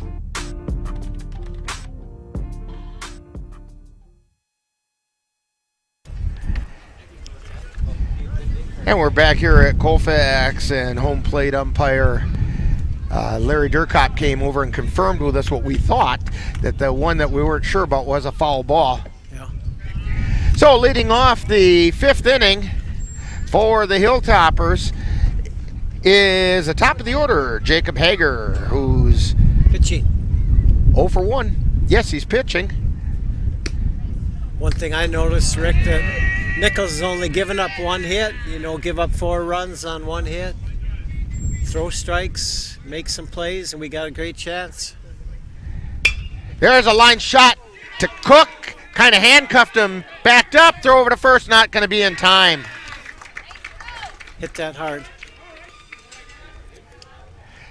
But it was right at Cook, so that's got to go down as an E5.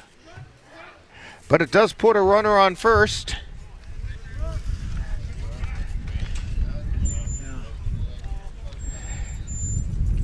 That's going to bring Brock Wood.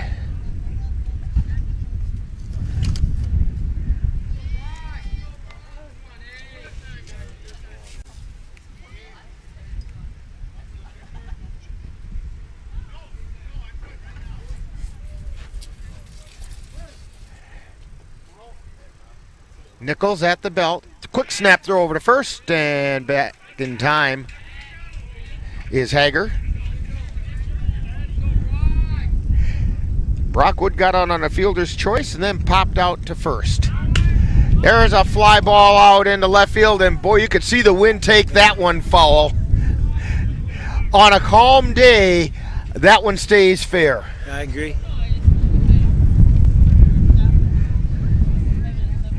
It got to about third base and then made a left turn. No balls and a strike.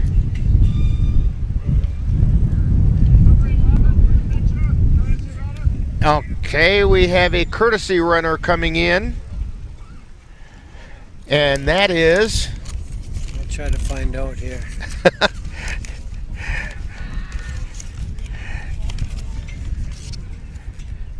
And the pitch. That is Michael Main. And that one goes foul. So Michael Main coming in to run a... This is the second time he's come in as a courtesy runner.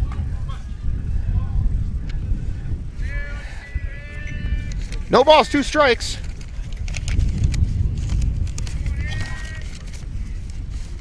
And the pitch.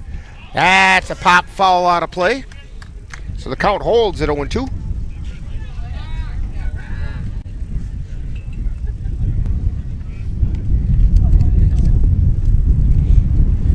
Main takes off, throw down to second, and it's not in time.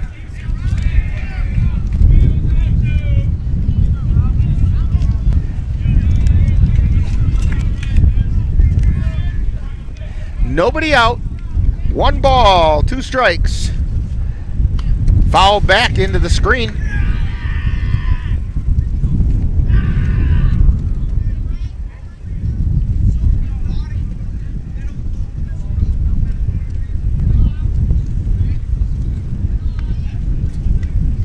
Nichols at the belt.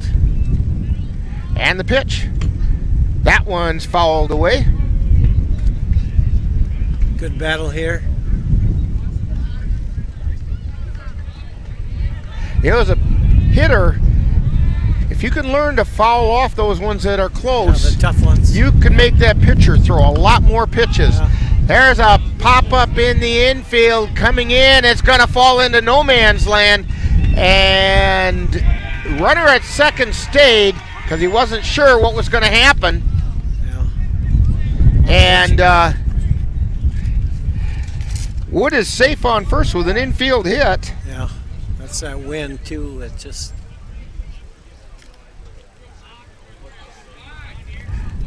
You know, that's the old adage, the pitcher doesn't catch it, but I think in that spot, maybe that would have been the best thing.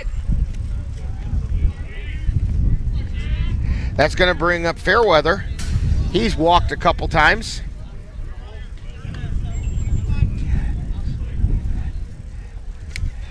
1 ball and no strikes to Blake Fairweather. 2 runners on. Throw over to third. And they can't hang on to it.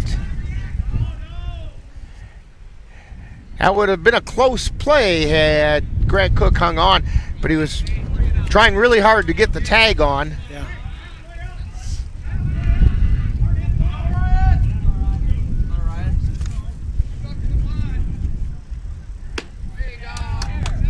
And there's a strike called. Yeah, Nichols needs a strikeout. 1 ball and 2 strikes to Blake Fairweather. Foul back.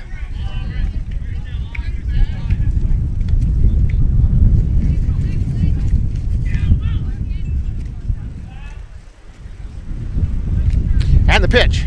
That's high for a ball.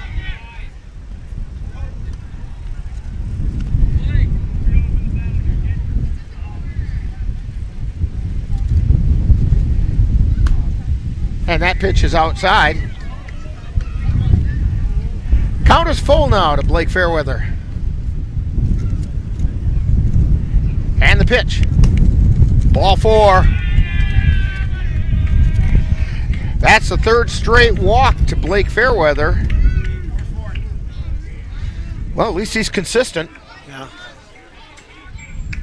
And we're going to have a conference at the mound. Yeah, Sawyer DeMoe. Tremendous athlete back in his day at Colfax.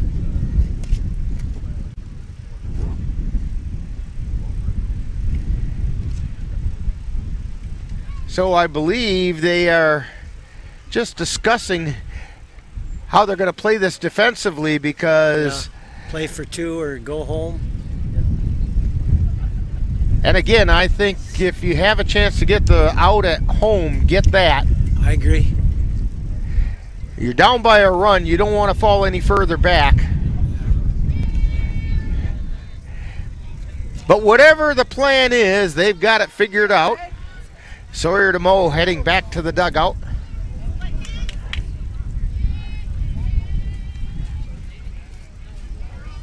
Brody Reba coming to the plate. He's 0 for 2. Got on an error by Palowitz out in left field and then flew out to right. Hits a pop-up foul out of play.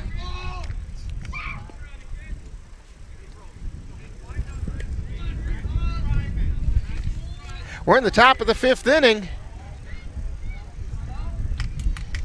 Here's the wind and the pitch. Curveball missed for a ball. 1 ball, 1 strike. And the pitch. Chop foul. That one bounced off a Reba. 1 ball, 2 strikes.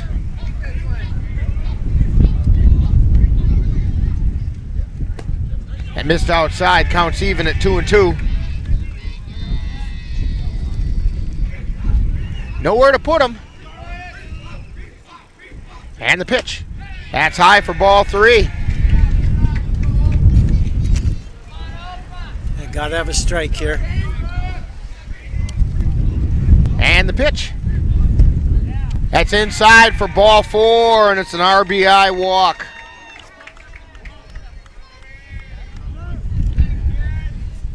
That brings Maine in to score.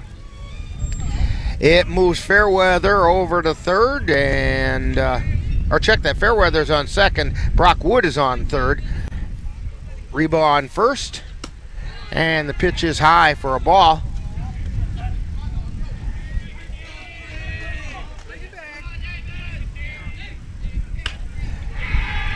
And there's a shot out into right center field. It's going to score a couple runs.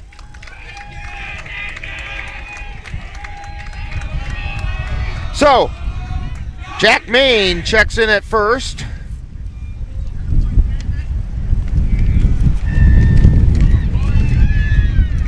As 2 runs came in to score.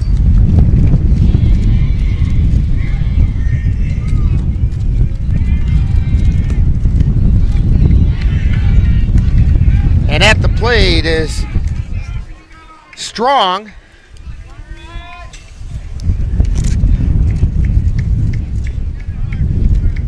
runner went to second. That was Maine. And Strong fouls it off on the left side. 1 ball, 1 strike, still nobody out. Runners at second and third.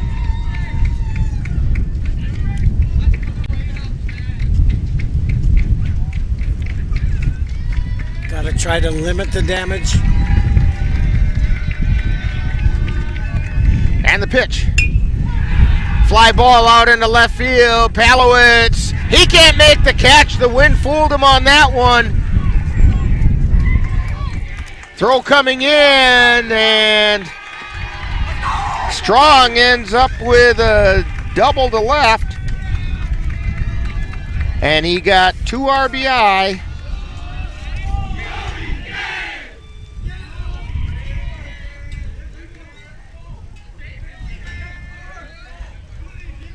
And Bob Anderson is out there having a talk, so I think we are going to have a pitching change. And while we get that straightened out, let's take this time out on NLWN-TV. In November of 2018, our daughter Jana passed away. The outpouring of support was unbelievable. Support that we received inspired us to start a foundation called the Jana Kelly Memorial Foundation. And through that foundation, we've given back in a lot of different ways, through projects, through different other charities that we've supported. We like to help Humane Association, and the Ronald McDonald House is something that's very near and dear to us. We've also recently, this last year, we actually built a tiny house. It's really exciting to be able to give back in different ways. to learn more or to help financially, would find us on Facebook or www.janakelly.com.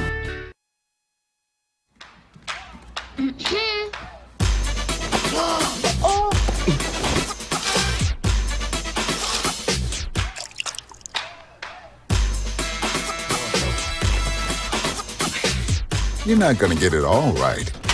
Just make sure you nail the big stuff. Mama! Like making sure your kids are in the right seat for their age and size. Get it right at nhtsa.gov/the-right-seat.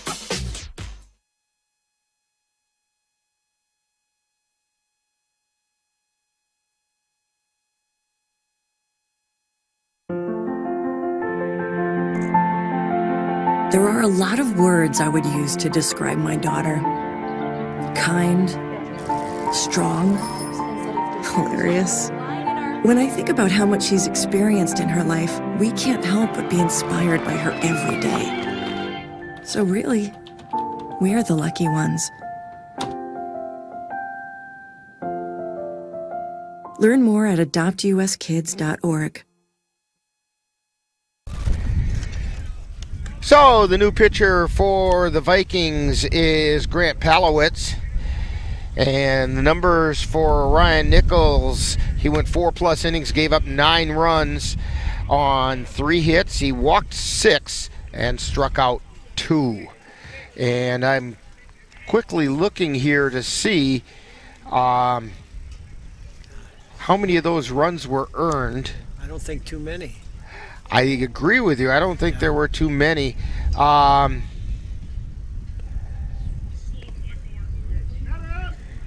You know, he's really snake I bit when he takes I think them he's out, got you know, it just, 5 earned runs. Yeah. They were all this inning. Yeah, too many mistakes, and you know, if there's one thing he's got to do is not walk as many, but 3 hits and none of them were hit hard. So that brings up Jake Wood. And the pitch is high for a ball.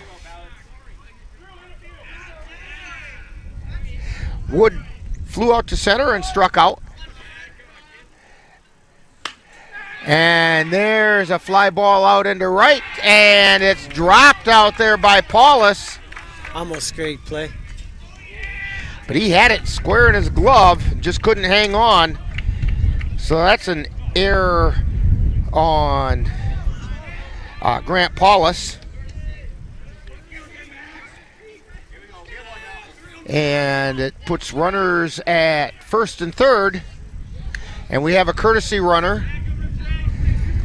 Number 21. Max Peterson.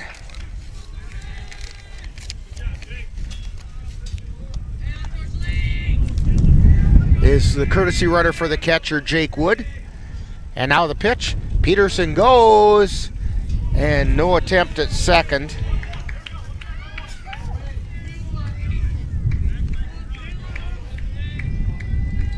And the pitch.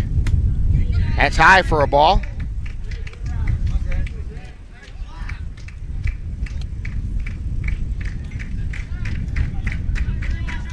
And the pitch. Swing and a miss. 1 ball, 2 strikes, nobody out. And the pitch. Ground ball over to short. Picked up by Bailey, throw to first. And it got past Brady Elmer.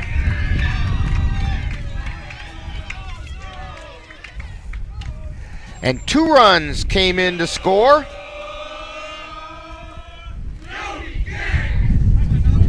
That puts the Hilltoppers on top 11-3. Yeah, when it rains, it pours. Just too many mistakes, And it seems the Vikings can't avoid an inning like this in their games. That's the one thing they've really struggled with. Still nobody out. Shows bunt and it rolls foul.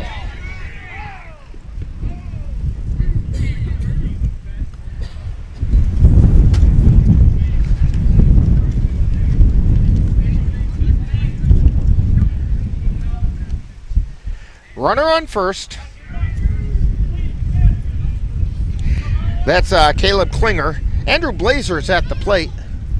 Shows bunt again. That one gets past him. Klinger's down to second. Rounds it. Goes to third. Throw down to third. And it's not in time. Yeah, great hustle by Klinger. He got a good jump and kept running. Yeah, the ball. We'll give him the stolen base, and he goes to third on the wild pitch.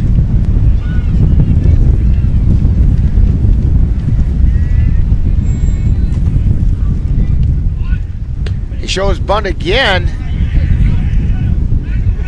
Trying a little safety squeeze that time.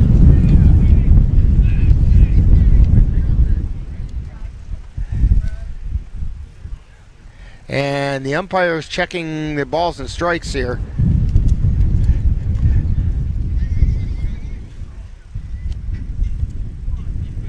Two balls and 1 strike.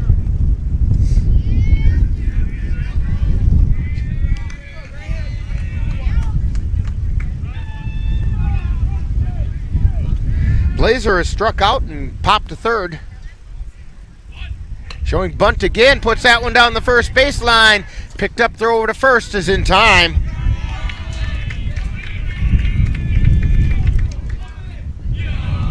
But he did get an RBI on that as Klinger came in to score.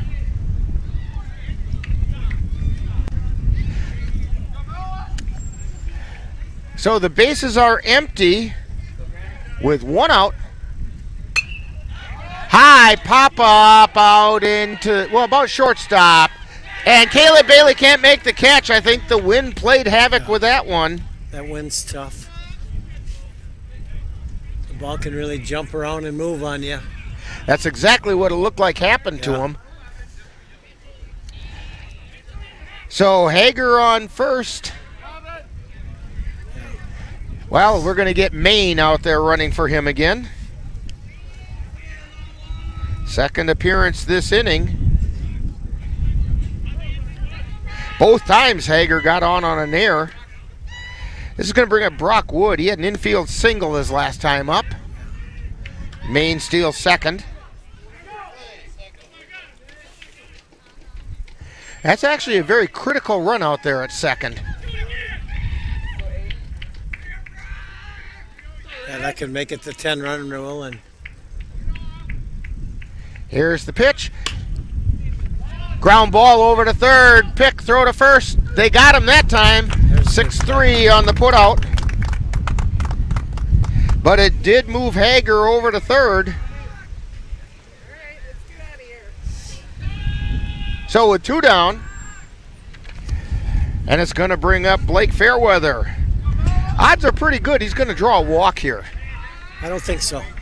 You don't think so?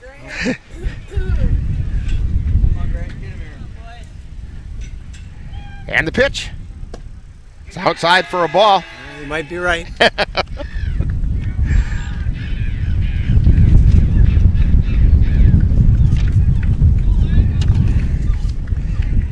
And the pitch. Fly ball, foul, out of play.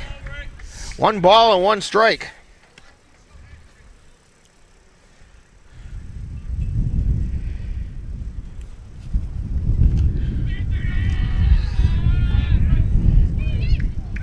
Palowitz looks in for the sign, and he now delivers.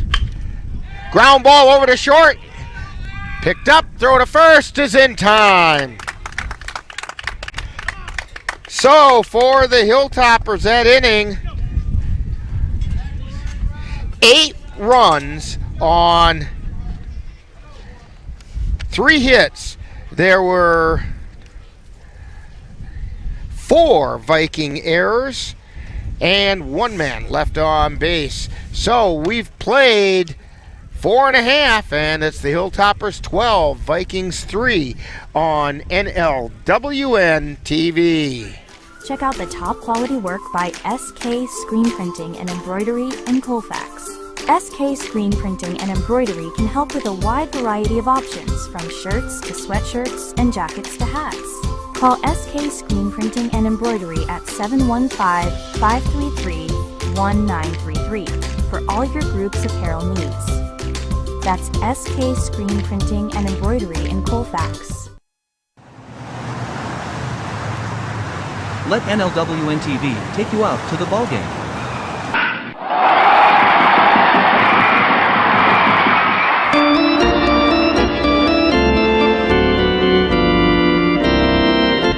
Our next broadcast will be on Sunday, May 18th, when we will bring you the Cavaliers taking on the Hudson River Rats from Carson Park. Live coverage on NLWN-TV begins with the In the Dugout show at 12:30 p.m. That's live Eau Claire Cavalier baseball on Sunday, May 18th on NLWN-TV.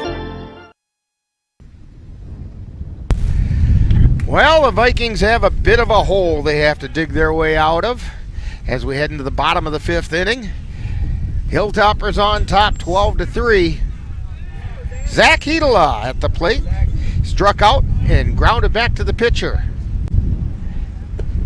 First pitch is down low for a ball. You know, things we've been talking about all year, you know, have a good at bat, you know, and just keep plugging away. Here's the pitch. That's high for ball 2. You know, score a couple runs and get some momentum. And line shot, foul.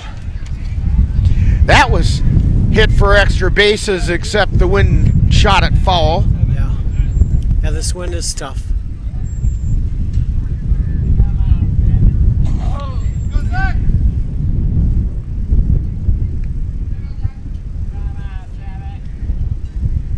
So the wind in the pitch. There's a ground ball over to third, scooped up, throw over to first, and they don't make the play. Hedela rounds first, heads over to second, and he's rounding second, and he's gonna head over to third. That's a 2-base error on the throw.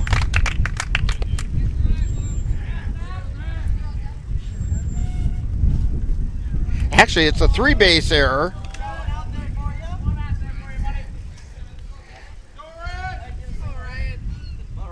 So, Vikings have a runner on third, Ryan Nichols at the plate. That one's down low for a ball. Nichols has drawn a walk both his times at the plate.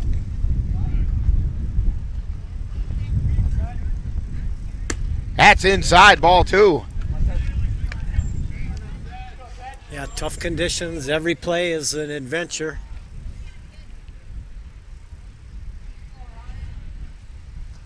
Hedela with his lead at third. Ground ball over to first, picked up there by Fairweather, and he makes the out.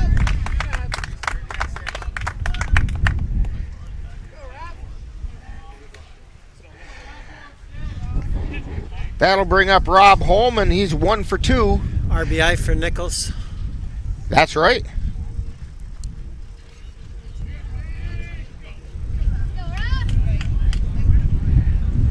So, Vikings have 4 runs. Fly ball by Holman out into center field, and making a spectacular catch out there is Blazer, showing some of his blazing speed. What a catch. Got a great jump. So 2 down. And Brady Elmer.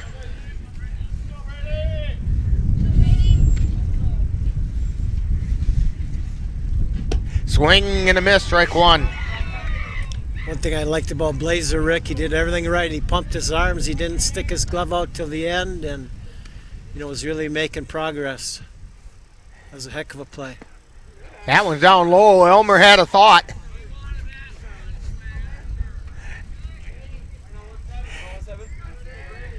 He had a grin over towards the dugout at that time because he almost chased that one. Yeah. That one's high for a ball.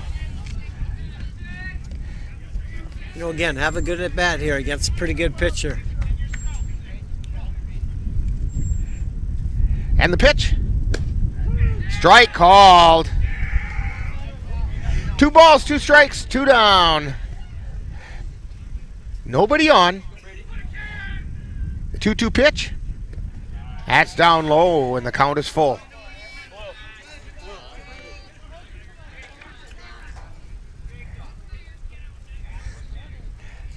Connor Arntzen on deck. Here's the payoff pitch, and it's down low. Brady Elmer draws the walk.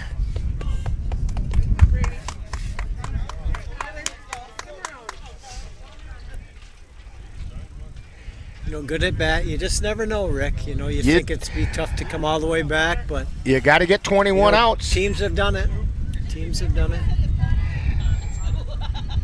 I played on teams that have come back, and I played on teams that have lost big leads. Toss over to first, and Elmer got back in safely.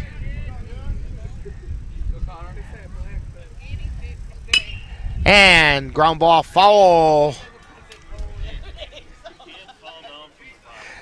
Now, Coach Anderson did that right. He got his body in front of it and made the stop. A little bobble there.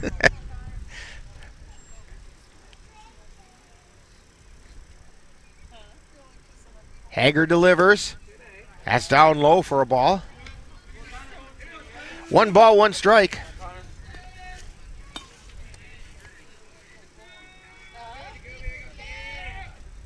And it's outside for ball 2.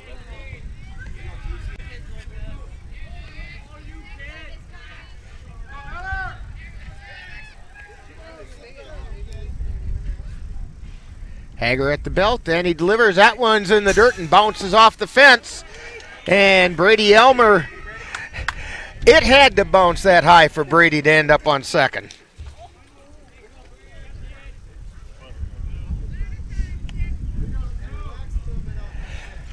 Three balls and a strike now to Connor Arntzen. Here's the pitch. That's high for ball 4.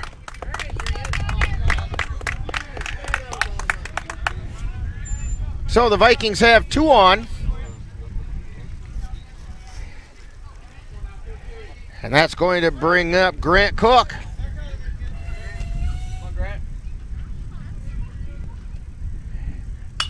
And he pops that one foul out of play back behind the Glenwood City dugout.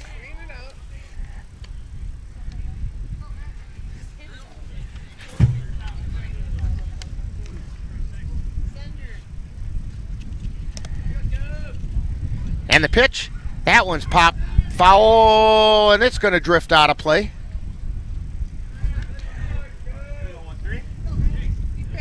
No balls, 2 strikes to Grant Cook. And the pitch, that's down low, got away from the catcher. And now the Vikings got Cook, or Brady Elmer, check that. Caught between second and third. And part of the problem there was that I think Connor thought that Brady was going to go. Yeah, Connor took off, and so he was at second. So Brady had nowhere to go back. He had to head for third. So, for the Vikings, no runs, no hits. There was one error. Take that back. One run. One run, no hits, one error, and one left on base. So we've played 5, and it's the Hilltoppers 12, Vikings 4 on NLWN-TV.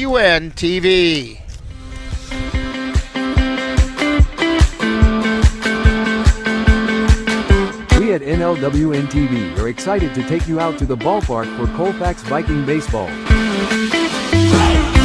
Our next game will be on Monday, May 19th when the Vikings host the Boyceville Bulldogs. Our coverage begins with the Bullpen Show, where we'll warm you up for baseball action starting at 4:40 p.m. That's Colfax High School baseball on Monday, May 19th.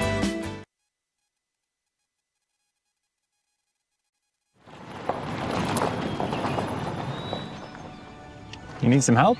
Your tow chains are a little loose. Could spark a wildfire. I could show you how to secure them properly if you'd like. Sure. Thanks a lot. Anytime. You should check out SmokeyBear.com. They've got a bunch of tips on wildfire prevention. Only you can prevent wildfires. Brody Reba at the plate took the first pitch for a called strike. He hits that one over to short, throw to first, and it's in time. So 1 away. 3 in a row for Caleb Bailey there at short. Right after he made an error at short. Yeah. So last 4 hitters have hit it right at Caleb Bailey. Yeah. I sure like him though. He plays the game the right way. Fouled away for strike 1 by Jack Main.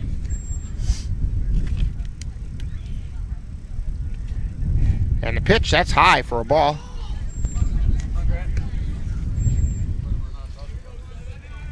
You know, keep plugging away, have a good inning. You know, just keep improving. And the pitch, swing and a miss. 1 ball and 2 strikes.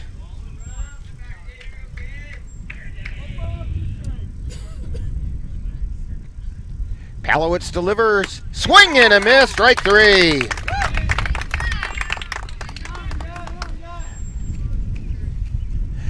Two down. That's going to bring up Strong.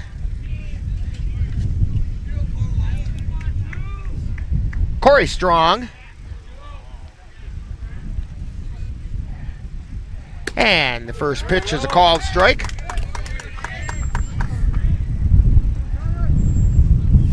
Strong doubled his last time up.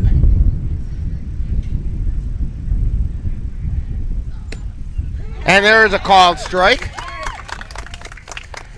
No balls, 2 strikes, 2 down.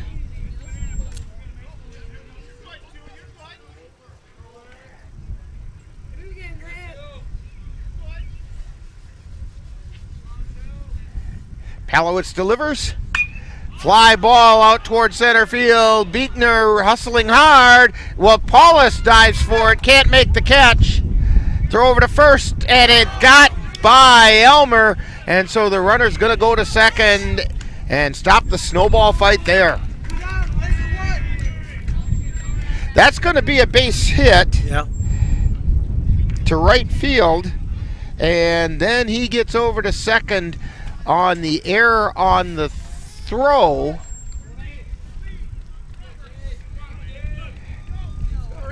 And I wasn't sure if that was Beekner that made the throw or if Paulus got up and made it. I'm not sure either. There's a fly ball out into shallow right field. Arntzen underneath, he makes a catch. So, no harm done with that error. And for the Hilltoppers, no runs, 1 hit. There was 1 Viking error and 1 left on base. We've played 5.5, and it's the Hilltoppers 12, Vikings 4 on NLWN-TV.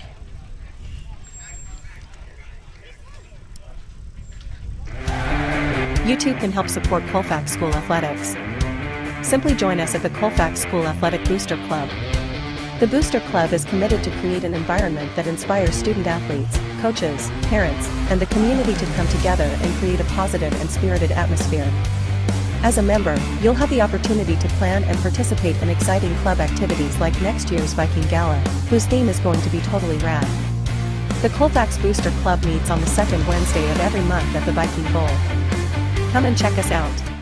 Get in touch with the roots of the Chippewa Valley at the Chippewa Valley Museum, located in Eau Claire's Carson Park, with a mission of connecting people to their community and inspire curiosity. From reinventing the Chippewa Valley, a century of change in farm life, the Farmhouse Theater, along with the Wisconsin Logging Museum and Logging Camp. Also, the Chippewa Valley Museum features special temporary exhibits and traveling exhibits, as well as web exhibits. The Chippewa Valley Museum is open Tuesdays through Saturdays. Call for more information at 715-834-7871. And don't forget, summer hours for the Chippewa Valley Museum start on May 31st. Check out those hours and a lot of other information about the Chippewa Valley Museum by going to cvmuseum.com. And you can find out lots of stuff about what's happening at the museum. All right, Grant Cook gets a fresh slate.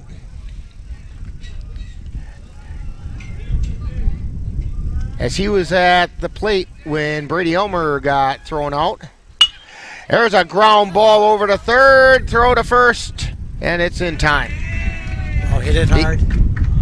I was just going to say that. He hit it pretty hard over to third. That's going to bring up Grant Palowitz.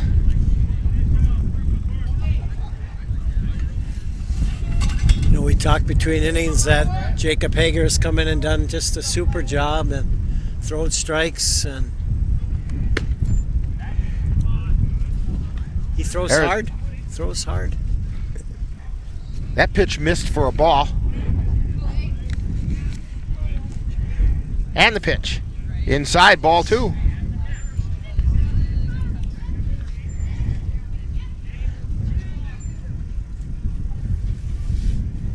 Here's the wind and the 2-0 pitch. Ground ball over to second, throw to first in time.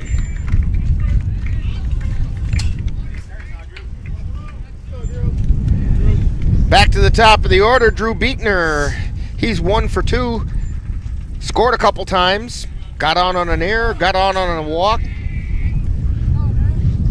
Got on an infield hit. Strike called.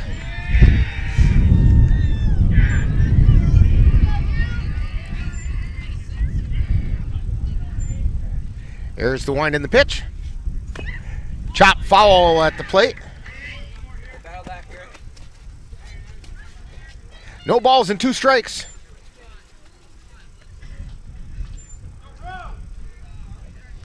And the pitch. Inside. Beekner's low. He's another one that plays the game the right way. You know, his uniform's filthy at the end of every game from diving and sliding. And it ought to be filthy at the end of the game. Yeah. That pitch is inside. Well, the temperatures dropped from 80 degrees down to 68.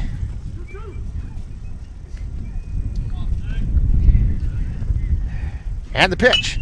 Ground ball over towards short, scooped up there by Wood, throw over to first, and it's at the feet of the first baseman, pops up into the air, and Beekner is safe. I think he beats that. It was close, so all right, we'll give it to him. That's the second infield hit to short that he's had today. You know, Brockwood made a nice play. It was close. Caleb Bailey, he's due for a hit. Strike called. Throw it on to second. Beekner's there.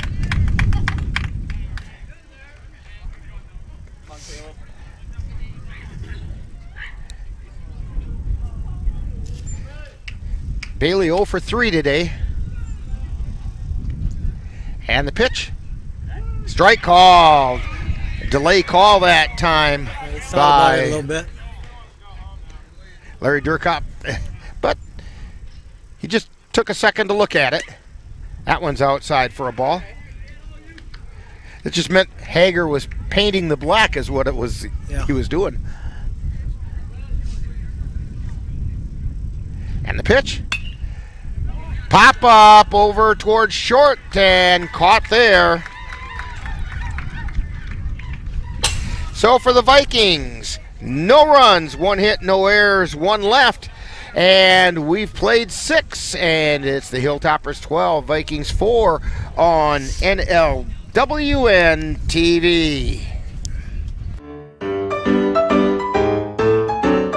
Kyle's Market in Colfax, locally owned since 2007 and is a proud supporter of Colfax High School scholarship and athletics. Kyle's meat department is second to none, and they're known for their homemade smoked meats.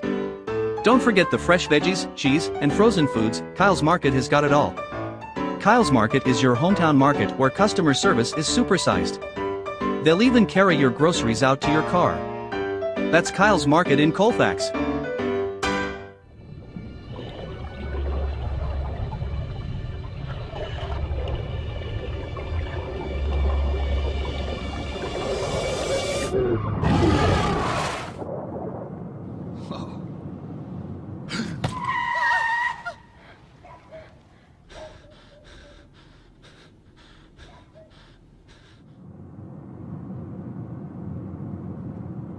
Eyes forward. Don't drive distracted.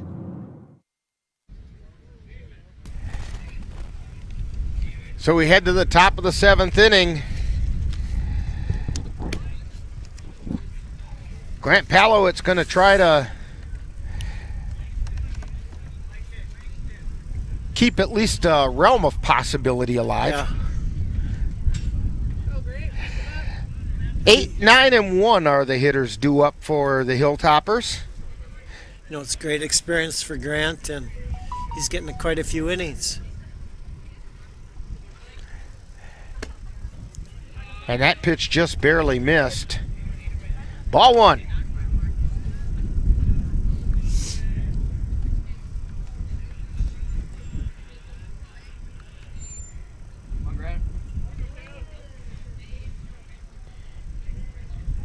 Here's the wind in the pitch. That's high for a ball. You know, Palowitz is talented. He also runs for the track team, and he can really run. And the pitch. Swing and a miss. 2 balls and a strike.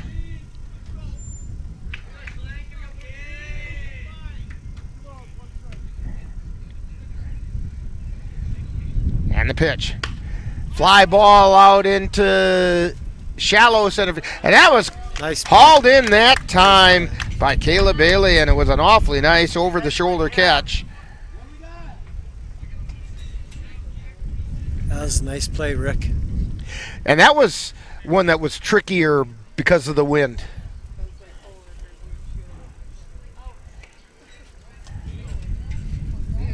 And the pitch is down low.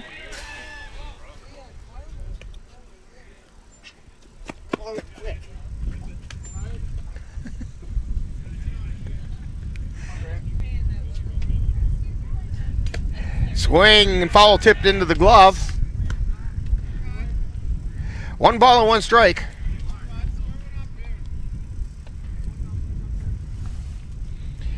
Andrew Blazer at the plate. Hit a hard shot out into left field, falls in for a base hit. So Blazer singles to left. Might be the hardest hit ball of the day, I think, Rick. I think you might be right. Yeah, hit that hard.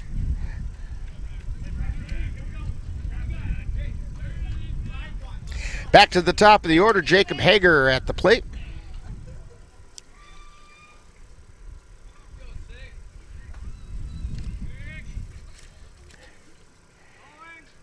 Runner goes, and the ball gets past, and he's trying for third. Throw over the third, and they got him. So Blazer gets credit with a stolen base, and then he was out 2-5 on the putout at third base.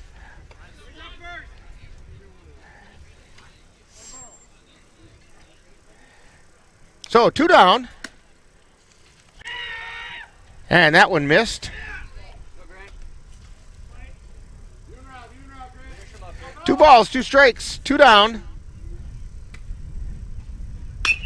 Ground ball over to second. Picked up by Arntzen. Throw to first in time.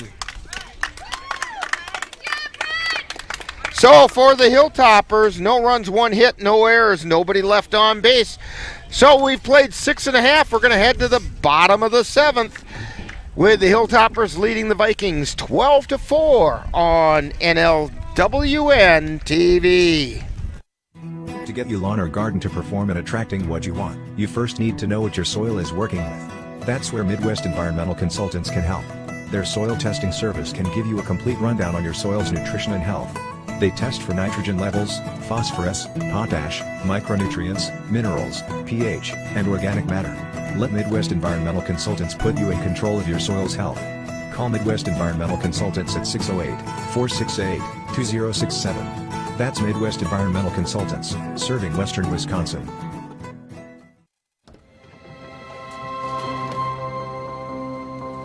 The impact of a meal goes well beyond feeding our bodies.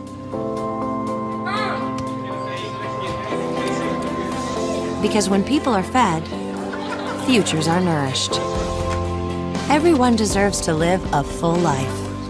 And with your help, together we can end hunger.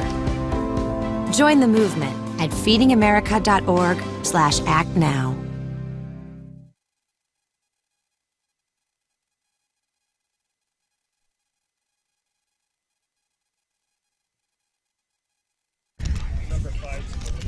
All right, thank you. New pitcher for the Hilltoppers is Jack Main. And Langston Walls went to third base. And he'll be batting in that leadoff position.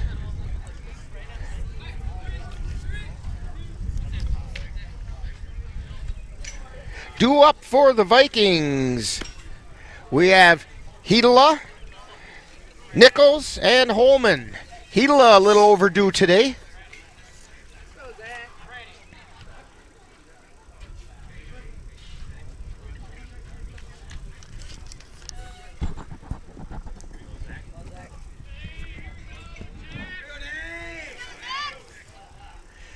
And the pitch from Maine is a called strike at the knees. I figured he'd throw hard. He threw a couple balls hard to first from third base. And that's down low for a ball.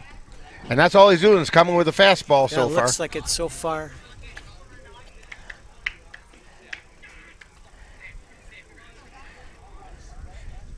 Swing and a miss, strike 2.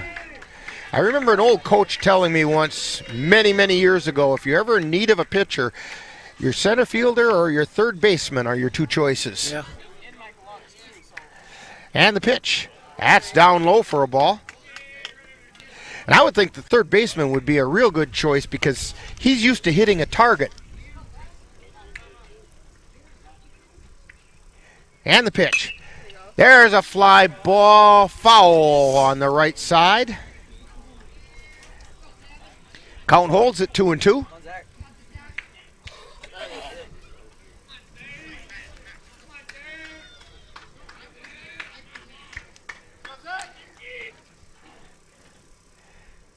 And the pitch. Swing and a miss for strike 3. Hedela goes down. That's going to bring up Orion Nichols. He's walked twice and then grounded to first. Although that was an RBI ground out.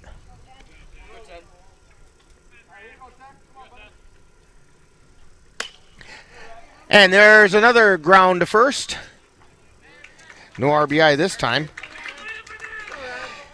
So 2 down. Vikings are down to their final out. Brings up Rob Holman, who's 1 for 3.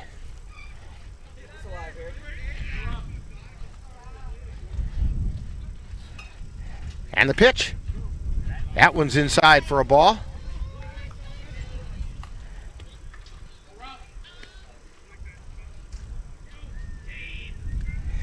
And the pitch. Foul tipped. Ooh, that one hurt. That one's off Larry Durkop's chest protector. He's done a nice job behind the plate, Rick. I've seen him do quite a few Cavalier games, and he does call a nice game.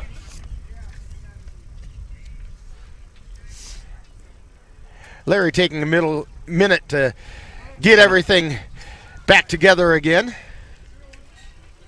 He's going to probably have a bruise on that one. Here's the wind and the pitch. Strike called at the knees. A ball and 2 strikes. Vikings down to their final strike. Maine delivers. Down in the dirt, ball 2.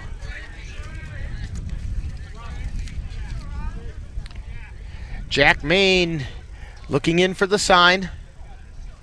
Starts his motion. And he delivers. That's down in the dirt, ball 3. Count is full. To Rob Holman.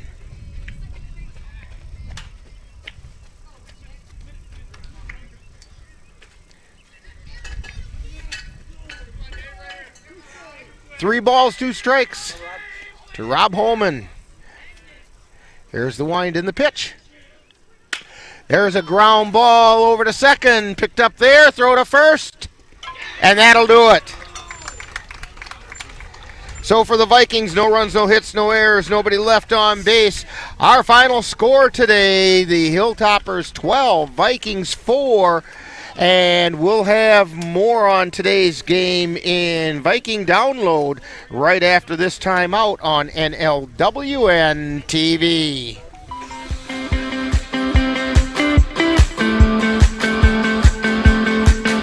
We at NLWN-TV are excited to take you out to the ballpark for Colfax Viking baseball. Our next game will be on Monday, May 19th when the Vikings host the Boyceville Bulldogs. Our coverage begins with the Bullpen Show, where we'll warm you up for baseball action starting at 4:40 p.m. That's Colfax High School baseball on Monday, May 19th. Thank you for joining us for today's Colfax Vikings baseball game. This has been a presentation of NLWN-TV. This has been presented for the private listening and viewing use of the tuned-in audience. Any broadcast, rebroadcast, or reproduction in any form without the express written consent of the Northern Light Webcasting Network LLC and Colfax High School is strictly prohibited. Stay tuned! Coming up next is Viking Download, where we take a look back at today's Colfax Viking game.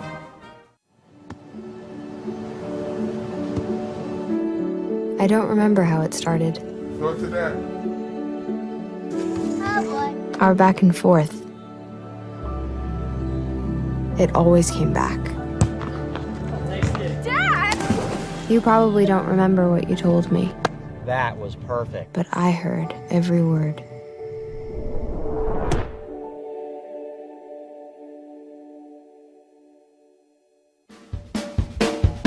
Time now for Viking Download with a talk about today's Colfax Viking baseball game.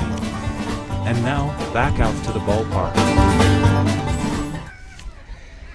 And we're back here at Colfax High School as the Vikings fall to the Glenwood City Hilltoppers 12-4. And I'm thinking we'll probably get Coach Anderson over here fairly quickly for our talk tonight. At least I'm hoping so. Yeah.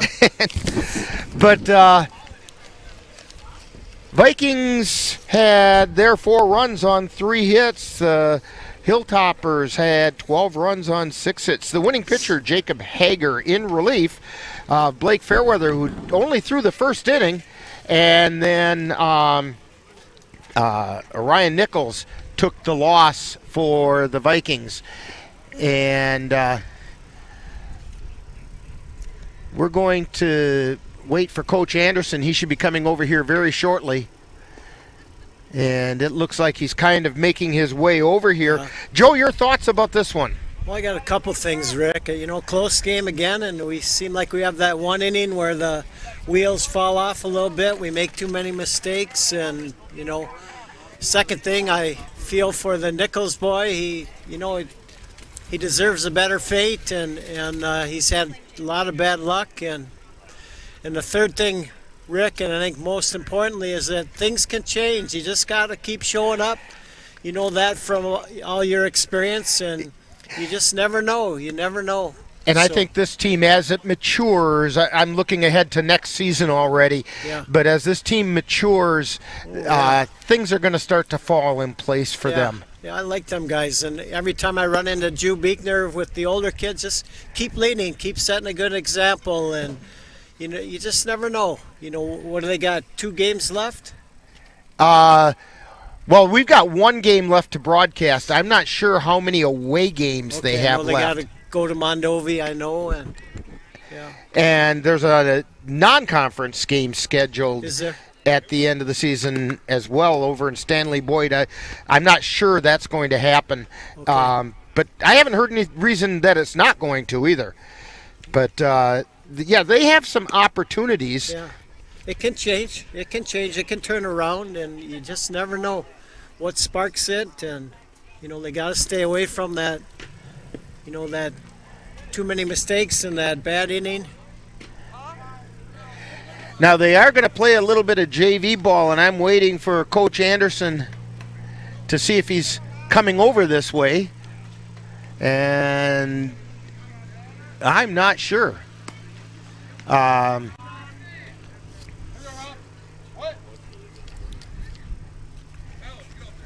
Maybe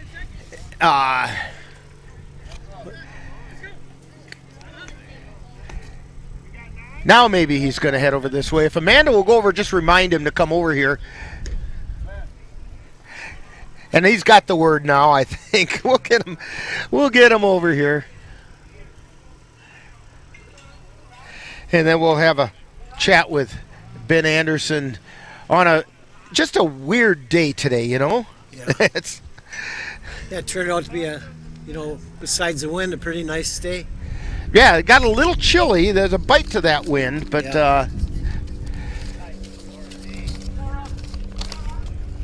and now joining us is Ben Anderson as we have a little bit of JV action going on in the background. Rob Holman's getting some pitching work there. And all but 1 inning, right? We decided not to play 1 inning. So, it was this wind is probably a little tough, isn't it? 1 inning killed us, right? We played well, battled with this wind. It was tough. Guys made some plays, and then 1 inning we decided to not even go out there. I don't know what happened, but there were some plays that you could tell the players were just handcuffed by the wind. Yep. And you can't do much about that except stay with it, get your body in front of it, at least limit what they're going to get out of it. It's the one thing that's killed us all year, though. It's just like we got guys that timely mistakes. And I know guys can make the plays all day long. They're good enough to make it. They showed it throughout the rest of the games, and we can't give 5 outs every single inning. We don't hit the ball well enough to keep up with that. Yeah, Nichols has had some bad luck more than anyone deserves, but correct. He's got to hang in there. Yep, for sure. No, he's pitched well, pitched through strikes. Palowitz did fantastic coming in, throwing us strikes. Yeah, I was just going to mention Palowitz went 3 innings and only gave up 2 hits and. But we played defense behind him, which helped us out. Yes, too, right? and you did. There was only, I think. Well, there were 2 errors committed while he was pitching, but all of a sudden, Caleb Bailey had 3 ground balls in a row hit to him, and those were put outs. Yep, for sure. No, and I was proud how we fell behind 3-0 in to start the game, but yet we battled back. Picked up a couple of runs to cut that lead down, had a chance at a couple more. It's been the name of the game for us. We can't come up with that timely hit to score 2 or 3 runs. We've been talking about that. It's just been we can't come up with that timely catch to get everybody pumped up. Or, all those little different things that we just can't wrap our head around. Yeah, But we've said the same thing many times, and not Yep. sound like a broken record, but you got to hang in there. Yep. You just got to. Yeah, we are. We're going to keep working, Yeah. no doubt, and trying to keep everybody's chins up and working hard, and Yeah. and we are. We're doing good. The guys are frustrated, which I get, and it's difficult. We want to get that conference win, but we talk about though baseball's a game that can change on a dime, and all of a sudden things change a little bit. For sure. It's that spark, but yep, for sure. No, it's got to hang in there. We've improved since our first game of the year, I think, and that's been a big thing for us. Our grounders have improved. Cookie made a really nice play, or a couple nice plays at third tonight. And then he had some wind no doubt. assisted errors that took place over there. No doubt. Hit the ball hard the last time too. Yeah, he did. It's good to see. Yep, he's so far out in front of everything that trying to get him just to slow down a little bit, and relax, like get that timing down. And a lot of kids, high school ball is hard. You face a guy that throws 70 one day, and you throw a guy that throws 50 the next. That's a big difference. So. And I got to hand it to you and your grounds people for even having a field we could play on today. After those storms came through and kids were huddled in the school with tornado warnings and the whole bit. Yep. And I thought there's no way this field was going to be ready. And I came out to take a look, and you were out here busily working. And I said, what do you think? And you said, we've got to play it. Yep, they were here. Thank goodness I have some great parents that come out and helped out, great coaches that jumped on it right away. And I was trying to get here at the beginning of the game, and I couldn't even get out of my house. We had trees down all over around, so I knew the field couldn't have been good. But a couple parents that came out and really helped out, and just. I'm amazed at the caliber of the field, and so kudos to you guys for making this field playable. Hopefully that Red Rock is kind of helping out a little bit now that we. That type of thing. I think that's helping us. So, we got our in, and actually, no issues. I mean, it was right. The field was aside from having to deal with some wind, it was but that's baseball. Yep, for sure. So, well, thank you for joining us, and we will see you on Monday right back here against the Boyceville Bulldogs, and we'll wrap things up right after this timeout on NLWN-TV. Life doesn't always give you time to change the outcome. Prediabetes does. 1 in 3 adults has prediabetes, but with early diagnosis, prediabetes can be reversed. And you can change the outcome. Take the 1-minute prediabetes risk test today. Go to doihaveprediabetes.org. Back here at Colfax High School, a little JV baseball action going on in the background there. And Joe, Vikings fall 12-4, but take away 1 inning, and this is a pretty good ball game. Yeah, another close game, and just a nightmarish inning that they couldn't overcome, and sound like a broken record, but they got to hang in there. They got to hang in there and see the good. And baseball's a game that can change at any time. You never know Monday, And so. Give you, for example, if you take out that inning, they gave up 8 runs. Take those 8 runs away, we have a tie game. Yeah. That's how close they are. Yeah, it's a shame, and like Ryan Nichols, who one of the school's best athletes, and he's had more bad luck than anyone deserves, but he's got to just keep plugging away and showing up with a great attitude and see what happens. Well, that means they're going to get one more chance for our NLWN-TV broadcast, because the next Viking game on NLWN-TV will be on Monday the 19th. Of course, that's weather permitting, and it kind of looks like there might be a fair amount of rain next week, so we'll see.